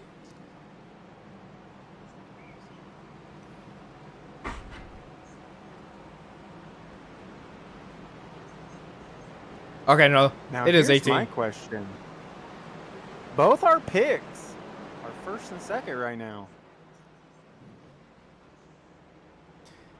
Very true. I'll tell you, even though Jalen's been involved in quite a few wrecks, if he's able to get through the clean air, I think he'll be good. Yeah, I mean, it definitely. I mean, on that last restart, you definitely saw that it definitely helped Steven on that.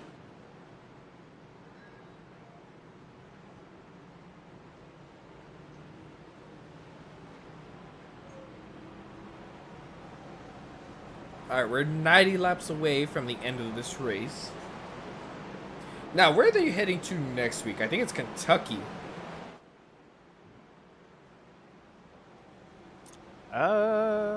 I want to say that as well, but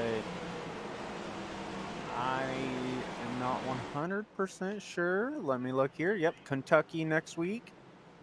That should be a fun race. Uh, that one, I'd agree with you on that one. The race that I'm kind of looking forward to is the race after that, Rockingham. Green flag is out. The 5 getting once again a solid restart, clearing the 24. The 42 coming back into the picture, battling with the 24. Ooh, as a car, it gets loose, I believe. Caution flag is out. I believe that was Rodney Roberts. Oh, parking lot. Let's see here. Did he get loose or did he get help? Oh, he had help.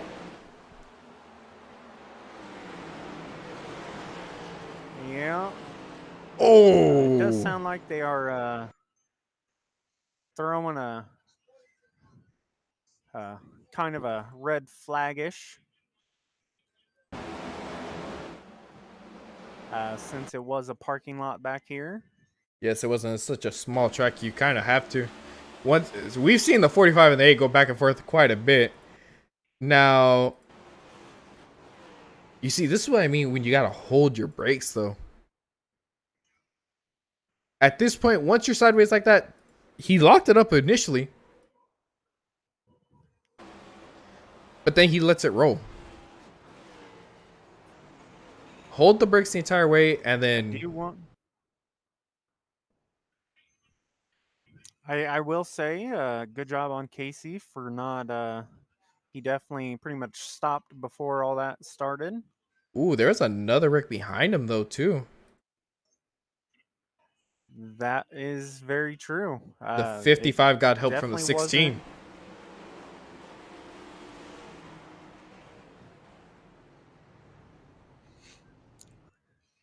Yep, that was. I know out of everywhere you got you had Ricketts come hauling in. Not exactly sure on where that came from.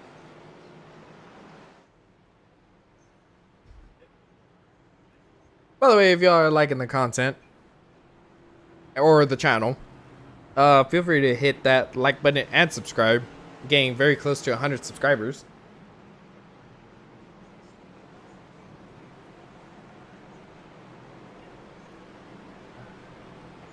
Huh.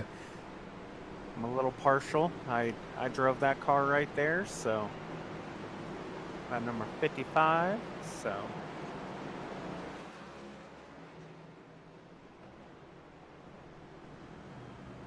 Now we're getting past halfway. More vehicles are getting damaged. We're starting to see more cars go a lap down. Still quite a good amount on the lead lap, though. Yeah, I was just about to say that. We still got 21 cars on the lead lap.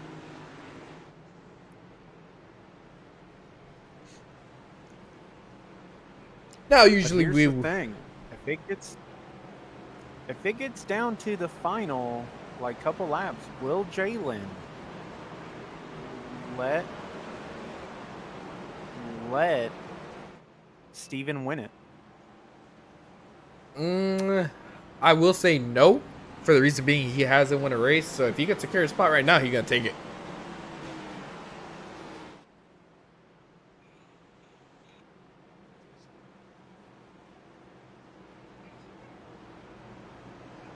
What are the odds this goes to a green, white, checkered?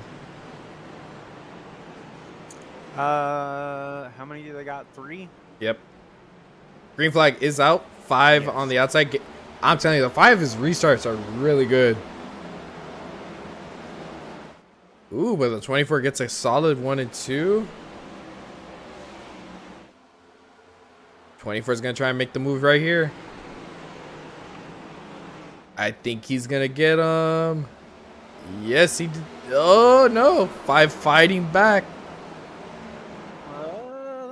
Maybe a caution?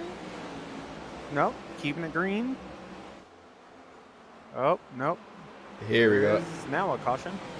I believe that was a 10. Yep. Actually, that actually looked like the 31 got a little loose and the net code finished them off. Yep. Overall, I think that was it though. Yeah, there was a little hiccup with Ooh, wait a minute. Ricketts. Wait a minute. Did something happen with Zach Phillips? He jumped to pits. He disconnected.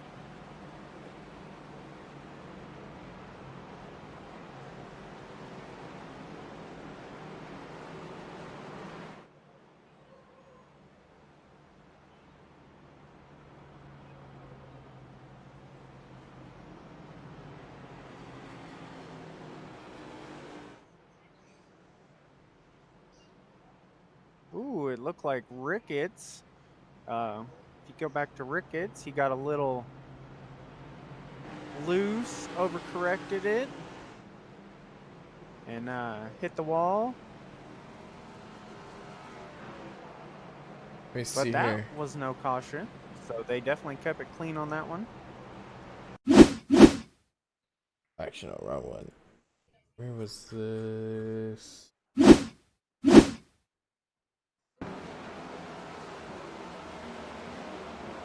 It was literally right before the caution came out for the 10 and the 31. Oh, yeah, I see.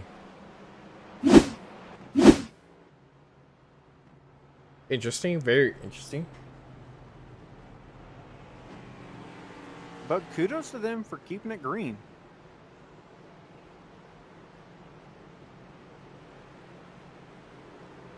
I'm assuming Steven Sear came in. Yeah, he came into pits. Yep, he came in. I mean, honestly, probably a very, very smart idea on that one. Let me see. Especially with only 20 cars on the lead lap. Chat says, did you all see 10 cut off 55? I actually did not see the 10 cut off 55, to be honest. Neither did I.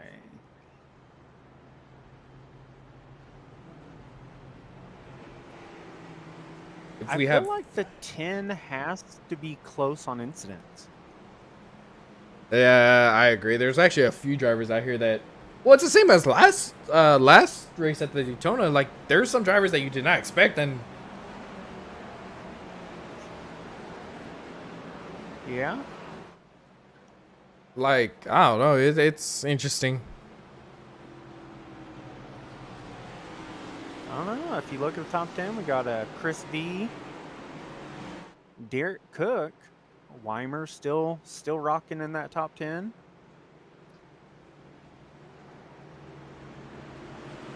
As pace car is off.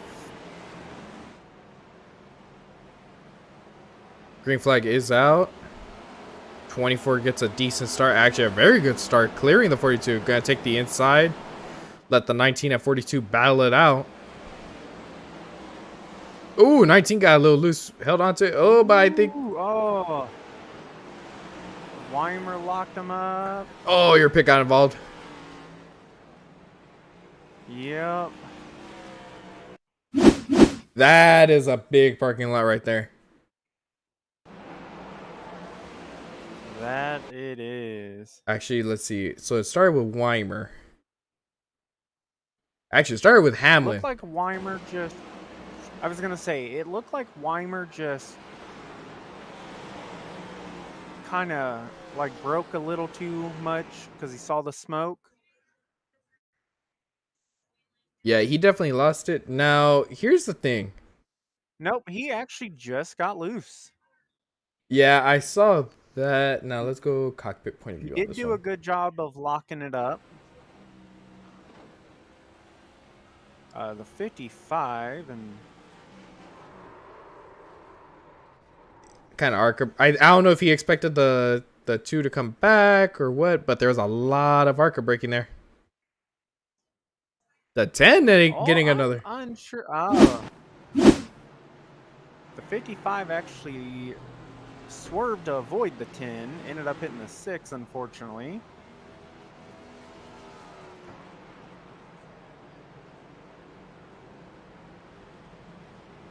I will say it doesn't look like Steven really got any damage from that, so... Yeah, I think it was just a light tap on the left front. That was a win for me. Yeah, on both actually. He actually ended up tapping the 2 car, and then he tapped the 55.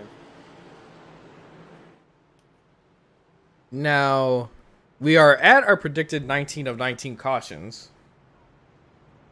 Actually, I think we're at 21, but the stage cautions I will not count.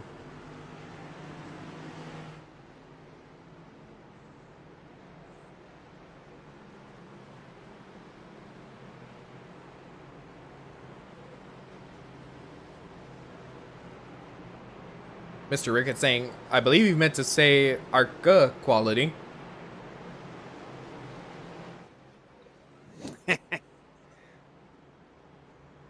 It does sound like there's a little bit of beef between the 45 and the 8 right now. The 45 and the 48? Nope, the 45 and the 8. Oh, yeah. Dave Seats and what is it? Rodney. Yep, they have been going at it all race long. And Mr. Ricketts are pointing out 106 laps of yellow.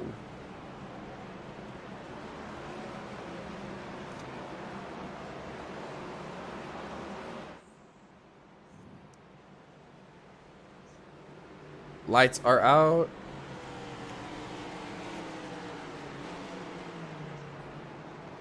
And yes, you are correct, Corey. It is 21 with stage cautions included.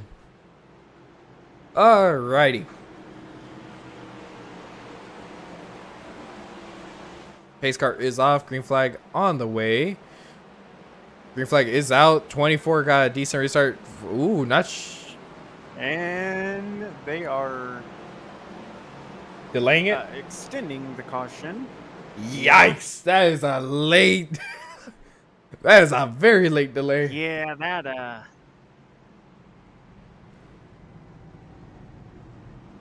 hopefully with them delaying it like that, it doesn't screw some people.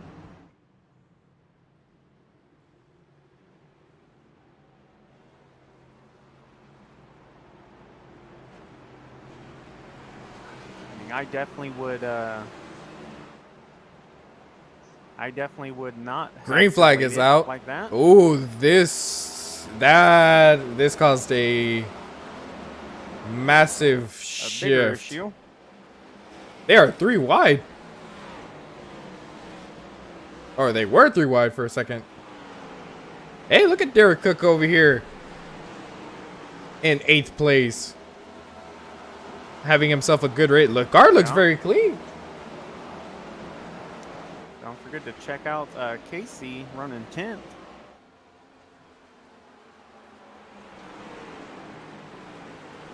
.42 has taken the lead from the 24. Now, that could be a result of fresh tires versus older tires.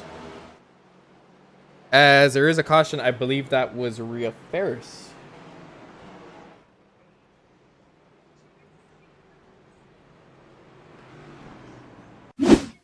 Overall, that restart was a little bit of a...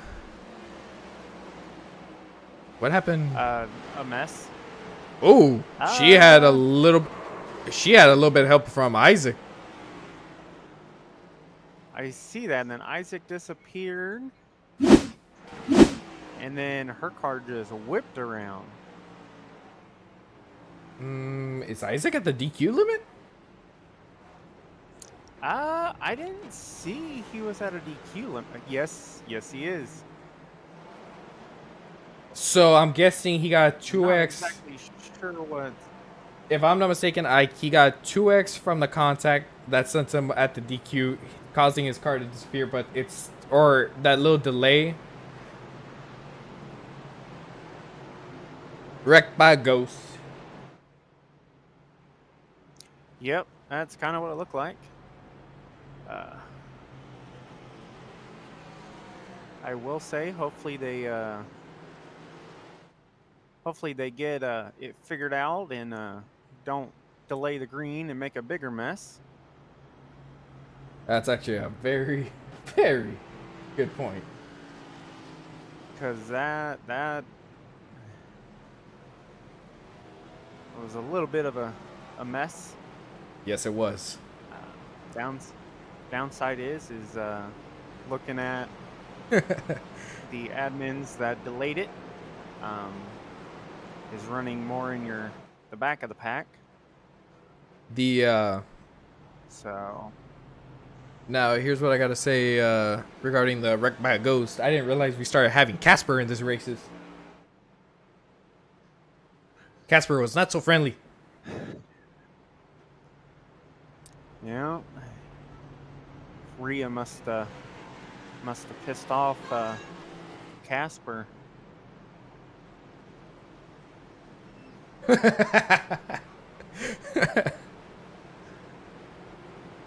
Who are you gonna call? Ghostbusters. That'll solve it.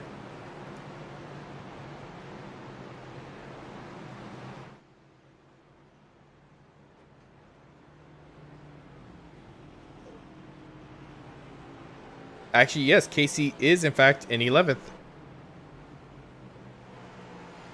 Like I said, play it safe strategy is working out for him. Yeah. I will say, though, I mean, you got Derek Cook in 8th, Chris V in 9th, Casey 11th. Clarence Prince is having another good race. He had a real good Daytona. Unfortunately, the black flag got him.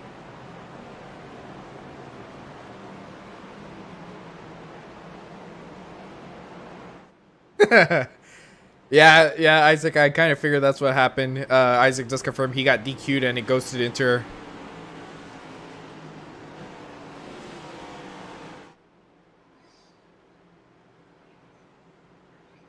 And Mr. Corey Gasper says, "Hello, operator. I need a ghost hunter."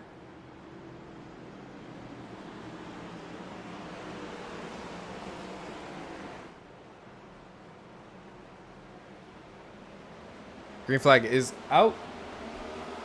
42 able to clear the 24 entering the corner.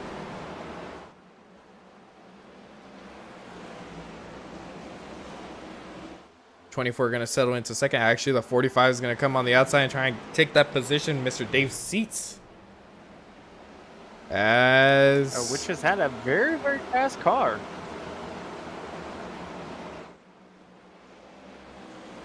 Yes, he has. He's been battling pretty hard, too.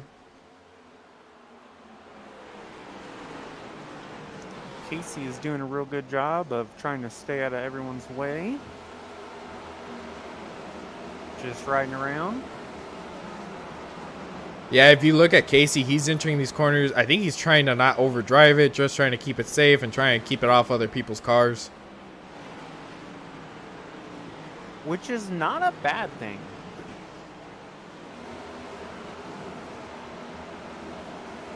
No, it really isn't. Like I said, you could tell based on how people are entering the corners compared to him. He's on entry, he's slowing down so much earlier.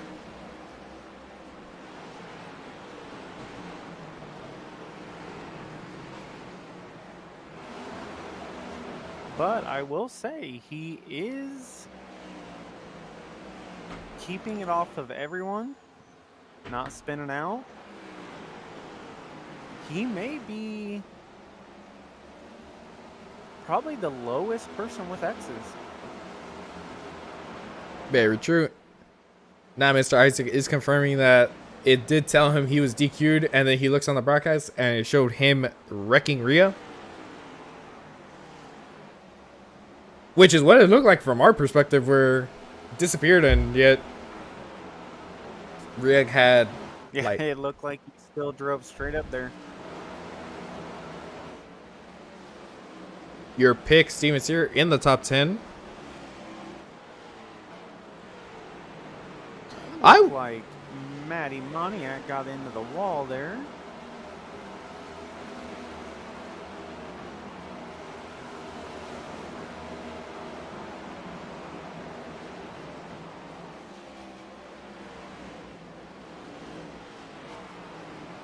.44 sitting in 12th. The 10. I believe the damage or whatever happened with the 10, it might be affecting him a little bit because he doesn't seem to be as aggressive or as fast as he was. Or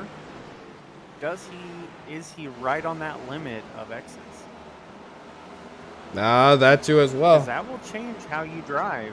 Oh, as he locked it up.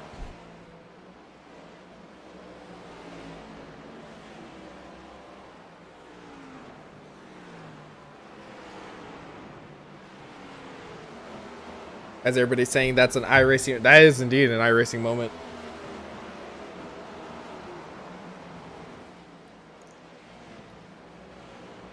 As we go ahead and look up front, as Charles Robertson was able to get around Jalen Battle up until second. So now you have Linus Brostrom and Charles Robertson in 1 and 2.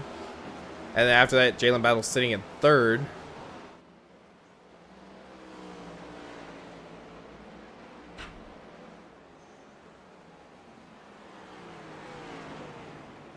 Jonas is sitting 6th right now in that number 10 Smithfield car.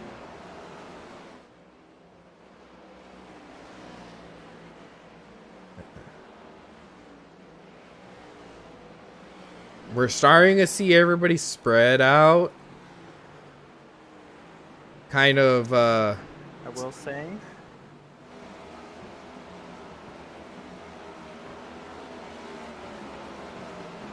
Only took 200 laps, but everyone's being patient right now.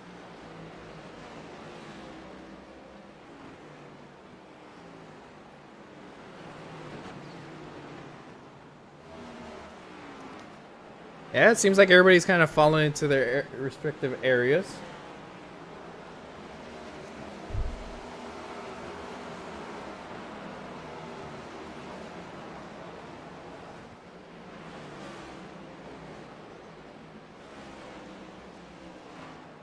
Oh, as a wreck happens between the 14 and the 21.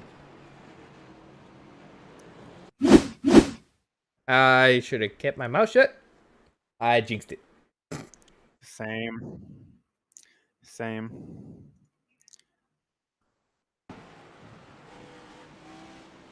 It looks like the 14 just I'm telling you, a lot of it has to do with a clearance. A lot of it has to do with the fact that I think these drivers are expecting him to be a little more towards the wall. Because look, there's still like half a lane up. So I think these guys are expecting him, so they go up. Yeah. And that's what it appears like. Yep. I agree with you on that one. Unfortunately, on that one, it looked like it DQ'd Bob. Oh, not Bob. Yeah, fast. The fastest Bob's roast beef ever, right there.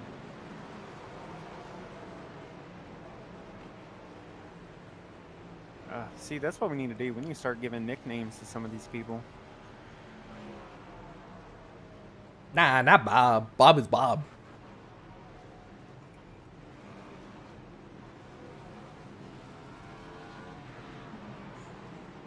Honestly, Corey, that's really what it is. It's not so much that the 14 lost talent. It's more of the fact that, you know, we're also used to, I know I am, we expect the driver to get as close as you can to that wall on exit. So we expect, sometimes we expect them to be a little higher than what they are.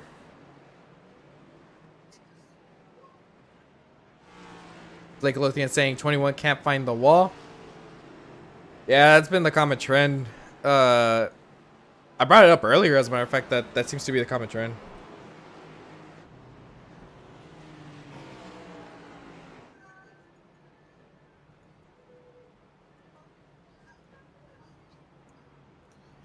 They keep themselves about half a lane. I will say, the person that has had the most issues today, besides the 10, the 48 James, is set 17th on the lead lap.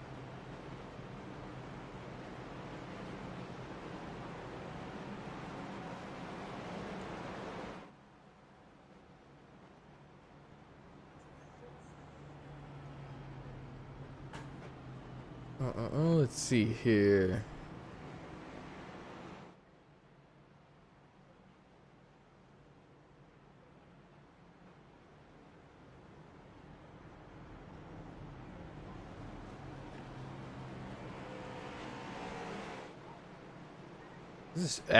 Your driver, your pick is actually in third place, by the way.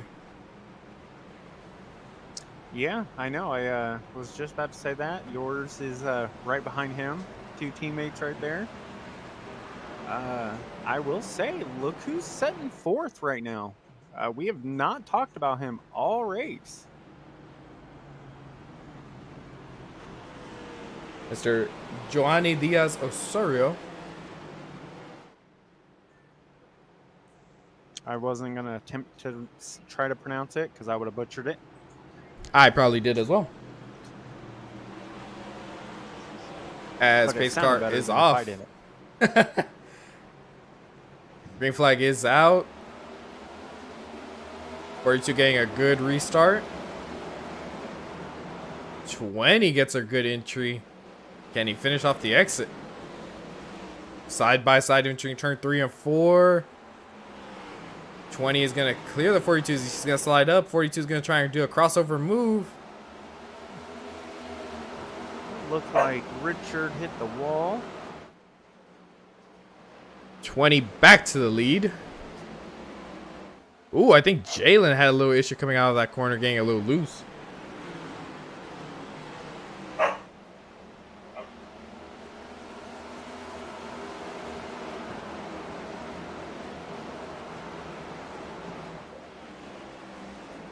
Getting a little feisty. Your driver, Steven Sears, still in third.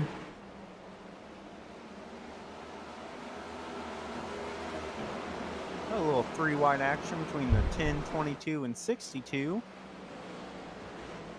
Yeah, very risky at this track.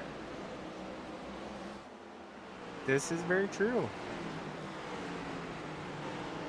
I will say the 62 definitely... Oh, as I say that, a caution comes out. I believe that's Dawson Wise that brought out that caution. Let's see here. The hometown hero. Ooh, yep, was too low. But once again, that's what you're supposed to do. Lock up the brakes.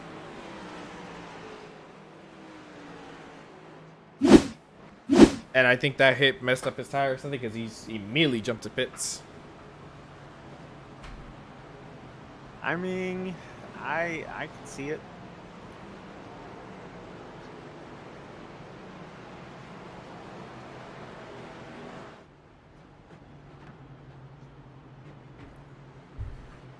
Okay, so now that we have our original picks, who's our sleeper pick now that we're on lap 214 of 250? Then we'll go with Mike Hamlin.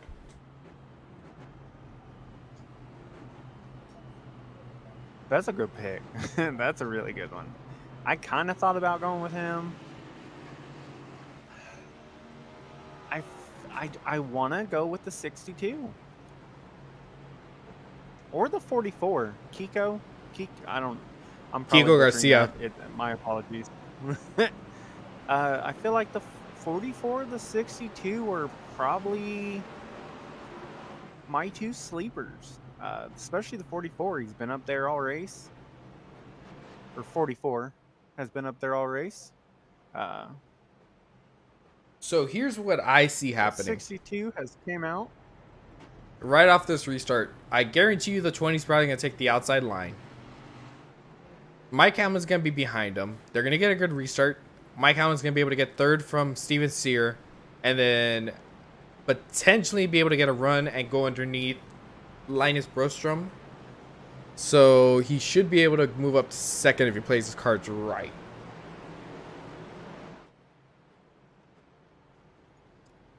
I 100% agree with you on that one.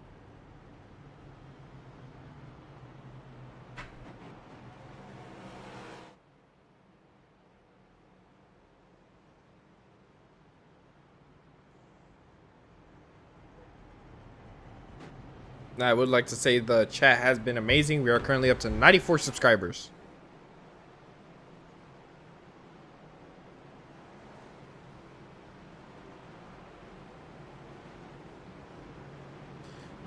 Lights on the pace car are out. I did just hear that Charles is taking the outside lane. Part one of my prediction coming true. Yeah.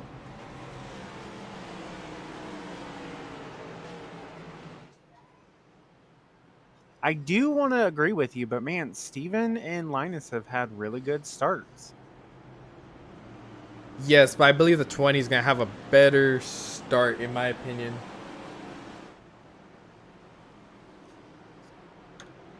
Green flag is out. And 20 gets a solid start. Mike Hamlin gets third.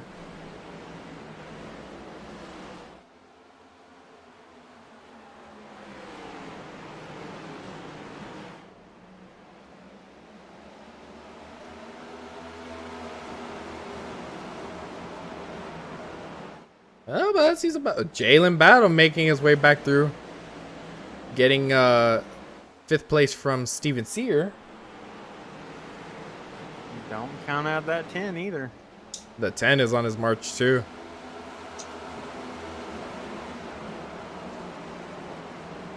Woo! Richard got in a little too hot, almost. Ooh! Oh, my pick. Caution now. Looks like he can still drive it though.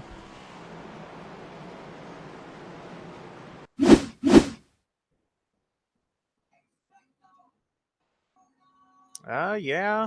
I mean, he does have a meatball though. Oh, well, never mind on that.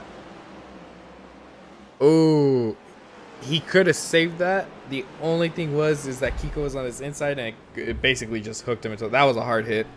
That was a very hard hit.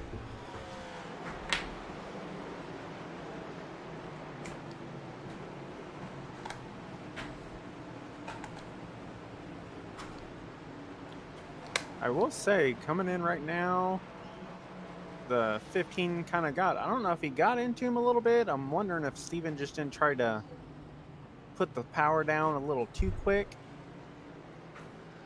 to get a gap. And just wiped it.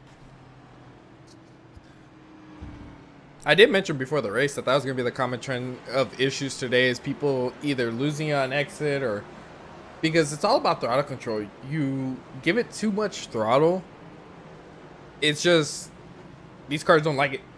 They're very easy to lose the rear end. Yeah, especially on tracks like this that are throttle control. If you have a little bit of dirt experience or real life racing experience, it definitely helps. Granted, there is going to be that difference between real life and a simulator. So he's still my pick. I'm still going to go with he's going to win this. He's going to come back. Well, Steven's here is actually a lap down now.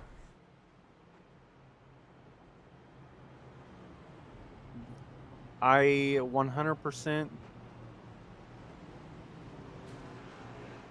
I 100% think he will get his lap back because there will be another caution.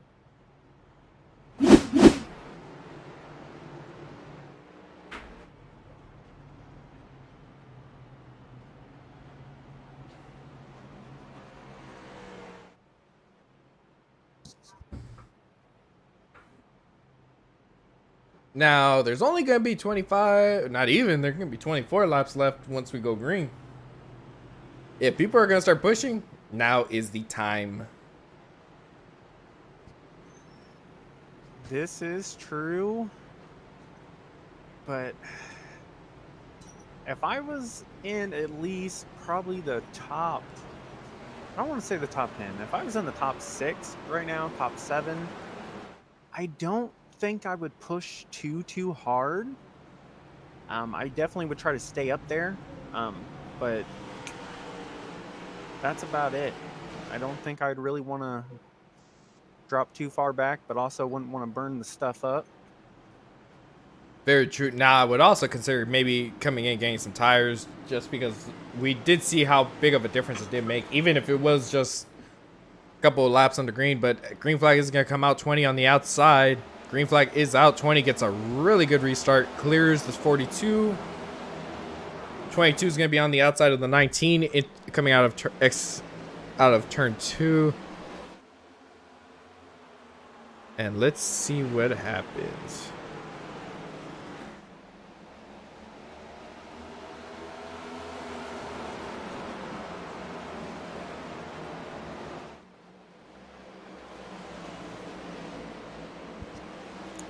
Man, Richard is he is driving it deep into those corners.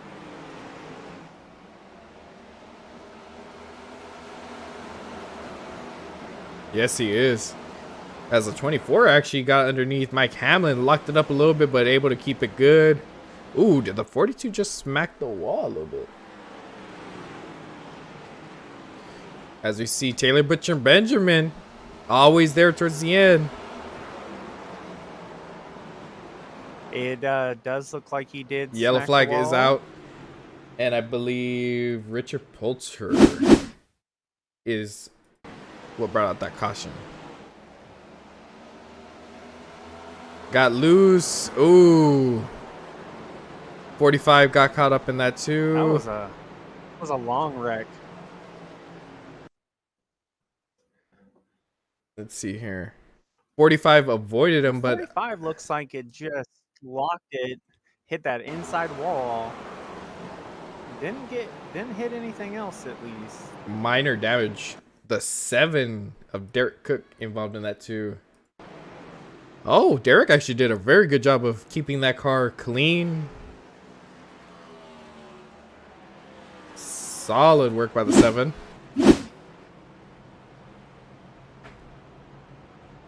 It looked like he just grazed the back of the 45.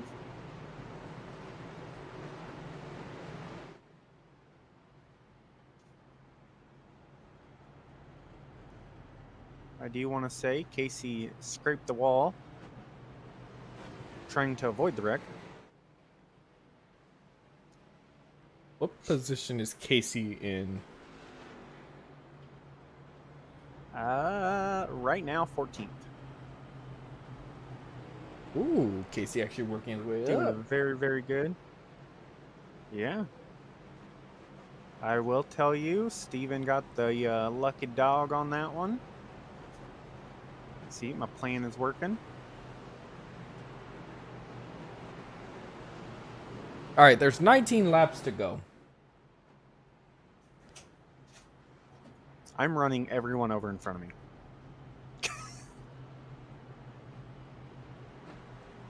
Yeah, same. Nah, I mean, to be fair, the people with lower X's, I feel like are going to push it a little bit more than the people that have a little higher. I can honestly expect some drivers to get DQ'd within the next 20 laps. Oh, hands down. Hands down. I mean, Daytona, there was like 12 people that got DQ'd on the final lap. Actually, coming to green, not even the final lap, or coming to the checkered. So I definitely, the bumper will be used. The thing is, the two people in first and second right now are very, very good at using that bumper, which could help Taylor out in the long run. I think it's going to be a very hard fought battle for the win here.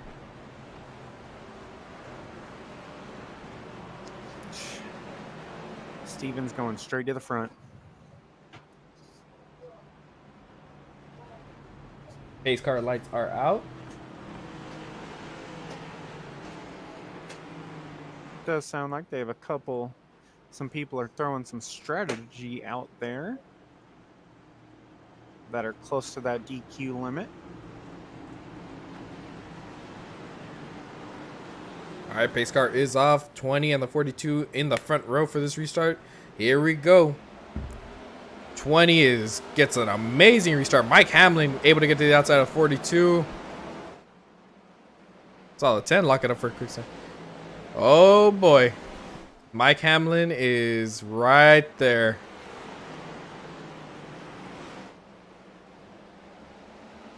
So is Jalen. I was about to say both my picks. They're making me proud.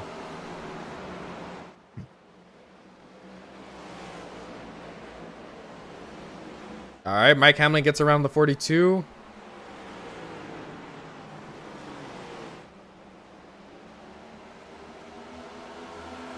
I am wondering when has the 42 pitted? Like, is his tires older than the others? Very.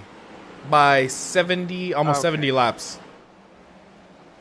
Okay, I was about to say, because it seemed like he's definitely fallen back a little bit. Yeah, he last pitted 138 while a lot of the leaders pitted 204.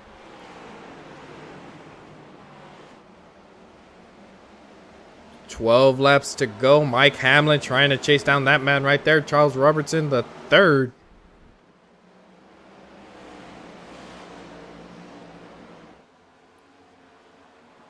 I will say, it looks like Jalen is stuck between a rock and a hard place.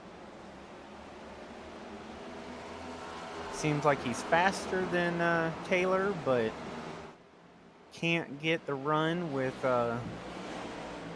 Linus having those older tires. Ooh, I think Jalen's going to have to force it 3 wide or a little something just to get by. As the 10 is giving a shot to freaking Taylor.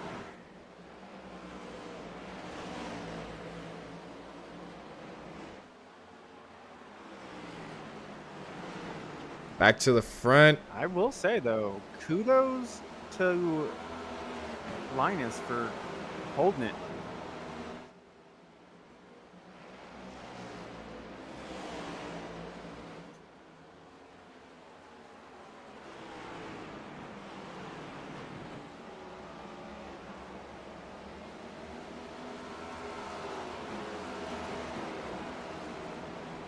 Jalen settling in 4th at the moment.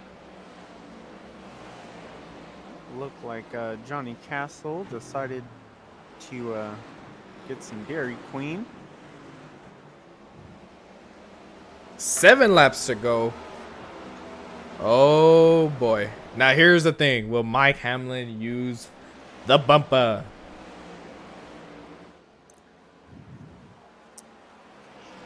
I mean, you know me. Even if I was teammates with, Charles, I definitely would move him. Or at least move him enough where he doesn't wreck, but you win. So,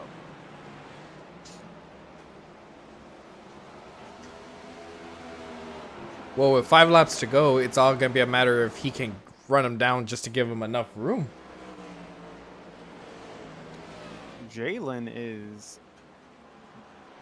Linus is giving Jalen everything he can handle. It looks like Jalen's finally able to get around him.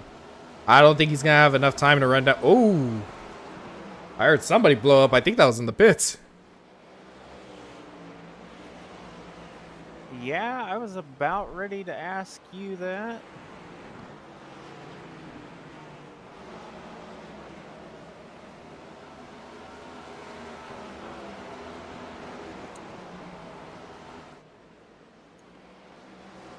Now with 3 laps to go, will they catch that lap traffic?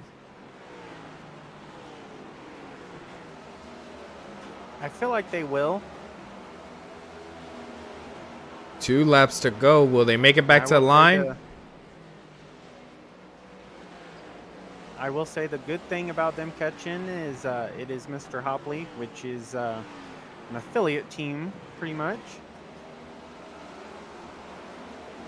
White flag. This is official. Mr. Hopley just getting out the way. And by looks, Mr. Charles Robertson coming out of turn 3 and 4. Good, clean. He is going to win this race.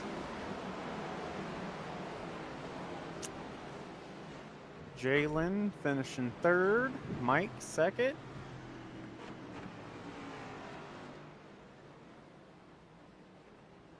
Well, at least we finished under green. 2? Yes. Is the 62 the most positions gained? 21. He started 28th and he finished 7th. Yes, he is. 21s is the most.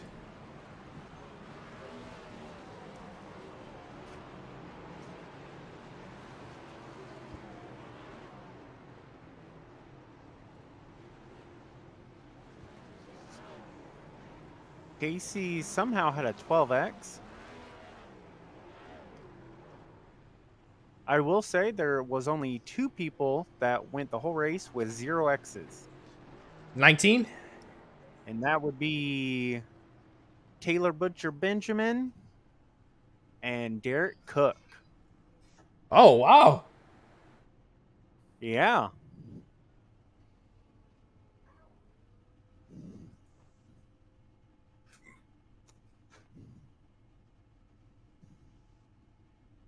Well, alrighty. So, let's go ahead and bring in our 3rd place driver for this race, Mr.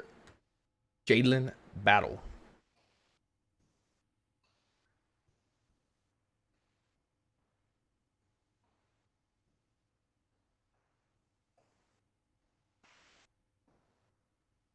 Where'd he go?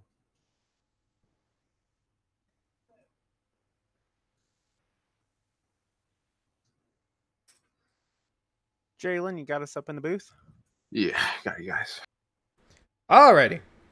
Obviously, I could just imagine this track. I've raced with y'all. I'm sure you could be very frustrating. How were you feeling throughout this entire race? Well, don't got much nice to say there. I'll take P3. Had a fast car. Just never got really show for it. Got plowed and about taken out on lap 4, and then just getting caught up in other people's messes after that. So had one incident left there. Was basically about to get DQ'd. So I mean, I don't know. You short tracks usually fun if you can get a group of guys. But I don't know. I just didn't really see that tonight. But overall, I'll take P3 and hope we'll just go to next week. Alrighty. I do want to say all of your issues, I definitely want to say was because Francisco said you were going to win. Probably had a decent shot at there if we So- didn't get 5 minutes of damage on lap 4. And then had a 20x for about half the race there. So I think I had the fastest car there at the end, but just ran out of time and just didn't really have too much, didn't want to risk too much of it. But again, just thanks to the guys in the Hendrick Discord and on HMS. Always fun hanging with them. I mean, I don't know. Had oral surgery fucking 2 days ago. Got my wisdom teeth out, so can barely talk. But oh well, we'll get them next week. All right, Jalen, appreciate you coming in the booth with us. We'll go ahead and let you go. All right, thank you guys. See you next week. No problem. All right, let's bring in our second place finisher, Mr. Mike Hamlin. Let me find him. Oh, there he is. Bro, Mike, got what's us up in going the on, booth? man? Alrighty. So overall, you had a really fast car all race long. You were pretty good at the beginning of the race. I know you got shuffled to a couple positions back and battling your way through. Overall, what did you think of the race? How did the car handle? Wasn't bad. We had qualified well, so I knew we'd be all right for the race part of it, and just all about strategy and when to get tires and when not to. So I mean, there's guys that stayed out on old tires that kind of change things up a little bit. You got to race around them and make your move and pick and choose where to pass. And it was really hard to pass if you're on the bottom. So if you could run that high line and kind of stay up there, defend fairly easily. You know what I mean? Yeah, I noticed that, especially with the restarts. I know at the beginning everybody was choosing the inside line, but everyone started to kind of go high line, I think, after seeing the runs you could get coming out of turn 2. Yeah, you can generate some really good runs and really good restarts, and you could kind of defend and, keep control basically of the restart zones. Alrighty. Now, another thing I want to say. I have a question. I got a quick question. All right, Thomas? Would you have put the bumper to your teammate to win that race? Oh, the thought crossed my mind. It did. But the 24 was closing. I got second in the first stage and third, or I got second and third in the stages basically. So I had good stage points. At the end of the day, we're always points racing. I was faster in the center because I was on fresher tires. But yes, the thought crossed my mind, but was it worth wrecking both of us or, costing us to the 24? It wasn't, not to me. Well, alrighty on that one. Is there anybody you want to give shout out to? Everybody puts on the league. You guys do a great job. Appreciate you guys up in the booth broadcasting. The esports org I work with, Mishmash Gaming. So I appreciate everybody hanging out and watching and enjoying the race. Hope it was good for everybody. Alrighty, man. We'll go ahead and let you go and have fun. We'll see you next week. All right, let's go ahead and bring up our race winner, Mr. Charles Robertson. What's up, man? Alrighty, so you are obviously our race winner. Very interesting race throughout the entire race. We quite a bit of cautions, but overall, what did you think of the race and the way the car was handling? I mean, I feel like it was decent rubber on the tires. I mean, we kept having a decent amount of cautions there, so I really wasn't too worried. But I knew my teammate and the 22 and I think the 24 had the freshest tires, so I was just hoping I could get a big enough gap and hold them off, and it's pretty much how it played out. Very true. Now, quick question. Were you hoping for green flag pit stops or were you dreading them? Because I know that pit road entry was very narrow. I mean, I was hoping for him the whole race. I just wanted to get, long green flag runs. I feel like I had a long run car. I had a long run car in the Xfinity race, so I feel like I had a decent one in the Cup race too. So I was hoping we could have got him in, but everything happens for a reason, I guess. Very true. Very true. With that being said, is there anybody you'd like to shout out, to thank or anything like that? Yeah, my teammates, Brian, Mike, Rhea, she's always doing a good job organizing everything, and you for broadcasting it. It was I'm glad I could win a cup race. It's been a long time, you know. I'm glad to get the monkey off my back, so I'm glad about that. I certainly feel you on that. But well, congratulations. It was a really good race by you, solid performance, and we'll go ahead and let you go and go celebrate with your team. Thank you.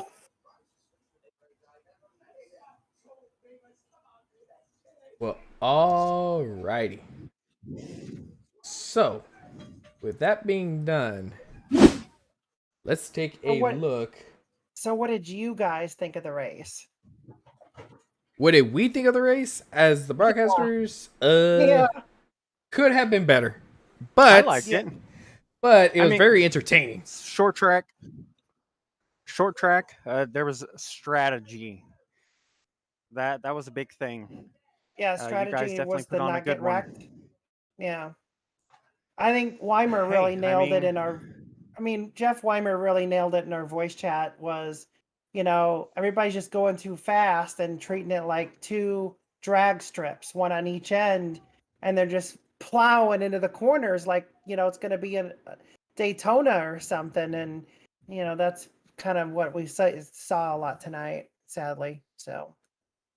Yeah, that was actually the common theme. Was we saw a lot of people locking their brakes up, entering the turns and things like that. So it made it it was a common theme to see, and then people overdriving it on the exit, causing them to get loose, was another common theme.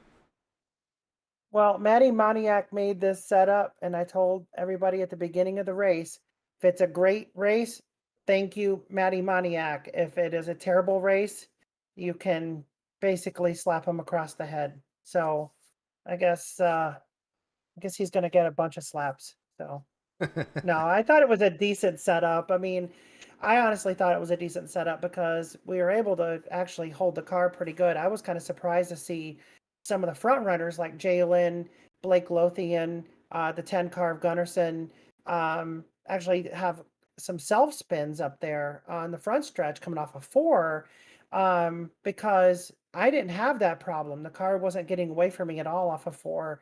But again, I wasn't able to run as fast as everybody else all race long anyway because I damaged almost the whole race. So, you know, so maybe if you do have that kind of speed, it will get out from under you. But I mean, I thought it was an interesting race, especially feeling those rear diffusers, grabbing those bumps going in and out of the turns. They were just really bottoming out everything. So, just as a driver's perspective, you know, I thought it was interesting, you know, bringing the new cars to a very old track and, you know, just the way it handled and everything. But yeah, we were pretty low to the ground. It was a pretty low setup. So those diffusers are really, really grabbing, but it was interesting feeling. But I'm glad you guys, you know, had somewhat of an entertaining race in the booth. And I appreciate what you guys are doing for the league and appreciate everybody being in the league. And I know there's a lot of people concerned about why there's incident count limits and things like that. And it just has to do with, well, I mean, in real life, right? I mean, you hit X amount of cars, X amount of times, and you don't have a car. I mean, you're on the hauler going home early, right? I mean, it's essentially our way of showing the realism side of it. And, you know, sadly, you know, you have to at some point put it on the hauler and go home. I mean, if you hit that many things or get that kind of damage, you know, and sadly, you know, it has been a couple of people in a row, the two races in a row for the same people, I should say, you know, and to sit there and try to blame this person for 100% of the incidents and not this person. I mean, there's always a way for us to do better out there and not put ourselves in those situations. I think with a lot of new drivers coming into the league this season, it's going to take some time to gel. I predict by the time we get to our break in mid-February and have that week off, I think we're going to come back a little bit more solid and more gelled going into the rest of the season. That's my take on it anyway. Tommy or FJ, I mean, you guys been with the league for a very long time. Do you agree with that? I mean, it's really about kind of like bringing in a bunch of rookies when it comes to any sport. You know, it takes a while for them to actually get the plays down and, you know, the routines down and things like that. So, but then once everybody kind of knows each other and know who to be around at certain parts of the track, then it just seems to all fall in place a little bit more. You have those green flag runs. I think another thing that's going to help out going forward is the tracks y'all are going to. Next week we got Kentucky, I believe. Yeah, I'm looking forward to that So one. you're gonna start widening the tracks. You're gonna have more room. So what's gonna happen is these cars are gonna be spread out a lot sooner, a lot quicker, and you're gonna be able to avoid people being able to send it as hard as they are without. They're gonna be able to send it, but at the end of the day, it's gonna be their own demise because they're gonna burn their stuff up early on. So It's gonna be a lot of tire wear. Yeah, a lot of tire wear concerns going into the next race, which I'm more concerned, like I'm more happy about. That's kind of more what we need right now. So, but yeah, but I mean my overall, my thought process of it is By the way, you have the qualifying results up on going the from screen and not the Daytona, finishing order. going to Daytona, and then going to Nashville, which is a very technical short track. As far as like you really have to have throttle response, it wasn't that bad. It was just people kind of getting on the throttle too much, getting loose. And downside is once one car gets loose and there's a group behind them, it's a parking lot. Yeah, So there you go. Race results are up. yes. But yeah, so and then I mean this track is narrow, so any little wreck, they hit the inside wall, they bounce right up into the main field. You try and avoid one wreck, you're causing another wreck by sliding around. So yeah, this track is one of those where it definitely is a domino effect for the entire field. Indeed. All right, what do you guys say we run through the field real quick here? Actually, let's go ahead and do that as we start with the number 20, Charles Robertson, taking the win here at Nashville Fairgrounds. And then in second place, we have the 19 of Mike Hamlin, who finishes the second. Jalen Battle in the 24, finishing third. Linus Brostrom in the 42, finishing fourth. Taylor Butcher Benjamin in the 22, finishing fifth. Jonas Gunnarsson in the 10, finishing sixth. Joanny Osorio in the 62, finishing seventh. Chris Van Maastricht in the 17, finishing eighth. Richard Poulter in the 15, finishing ninth. Kiko Garcia in the 44, finishing 10th. Jesus Juan Mendez in the 55, finishing 11th. Carlos Marquez in the 6th, finishing 12th. Clarence Prince in the 21, finishing 13th. Derek D. Cook in the 7th, finishing 14th. Dave Seats in the 45, finishing 15th. Steven Sear in the 5, finishing 16th. Matty Moniak in the 4, finishing 17th. Casey Tomlinson in the 3, finishing 18th. Next up, we got James Bowles in the 48, finishing 19th. Jeff Weimer in the 2, finishing 20th. John Hopley in the 23, finishing 21st. Jason Ricketts in the 9, finishing 22nd. Johnny Castle in the 34, finishing 23rd. Dawson Wise in the 16, finishing 24th. Rhea Ferris in the 12, finishing 25th. Bob Wyckoff in the 78, finishing 26th. Blake Lothian in the 14, finishing 27th. Fernando Vinales in the 66, finishing 28th. Next up, we got Isaac Wilson in the 43, finishing 29th. Rodney Roberts in the 8, finishing 30th. Zach Phillips Sr. in the 31, finishing 31st. Brady Shue in the 99, finishing 32nd. Michael Hagstrom in the 27, finishing 33rd. Brian Chu in the 54, finishing 34th. And Marquis Smith in the 47, finishing 35th. And that is the official results for this race right here. Now, with that being said, I believe that's all I honestly have to say regarding this race, is the whole break situation like that. What about you, Thomas? Any final words you want to say?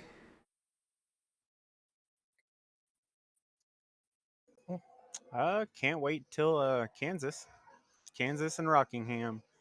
Those are the tracks I'm looking forward to. Kansas will be a good race, to be honest. What about you, Rhea? Any final words you'd like to say? My final words are just want to say thank you to Matty Moniak out there for helping me run the league. And, if it wasn't for him, I would be basically 10 times more of a nutcase than I already am. And Chris and Steve, you guys mean a lot to me as well, and help me with some tasks and things with the league. And I just couldn't run it without you guys. We wouldn't be here right now having this league if it wasn't for you guys, because I just certainly can't do it all on my own. And I appreciate you guys stepping up and being our broadcasters this season. And everybody out there watching, don't forget to hit that like and give us a thumbs up. Give FJ a thumbs up, I should say. Hit that subscribe button. We're trying to get him past century mark here. I think we're about knocking on that door before the broadcast, so hopefully we can get past 100 and keep on sailing. But I'm looking forward to Kentucky. I like Kentucky a lot, especially in the trucks. I love that combo, but I like it just about any car. So as far as things looking forward to, I'm looking forward to that Kentucky race, and we'll see what we got next week, guys. Yep, couldn't agree more. With all that being said, I believe it is time to close this broadcast. So I appreciate everybody coming out, showing support to the league, to the broadcast. I know we did gain a few subscribers today, so big shout out to everybody showing support. And I look forward to seeing y'all next week. And as always, have a nice day and see you next week.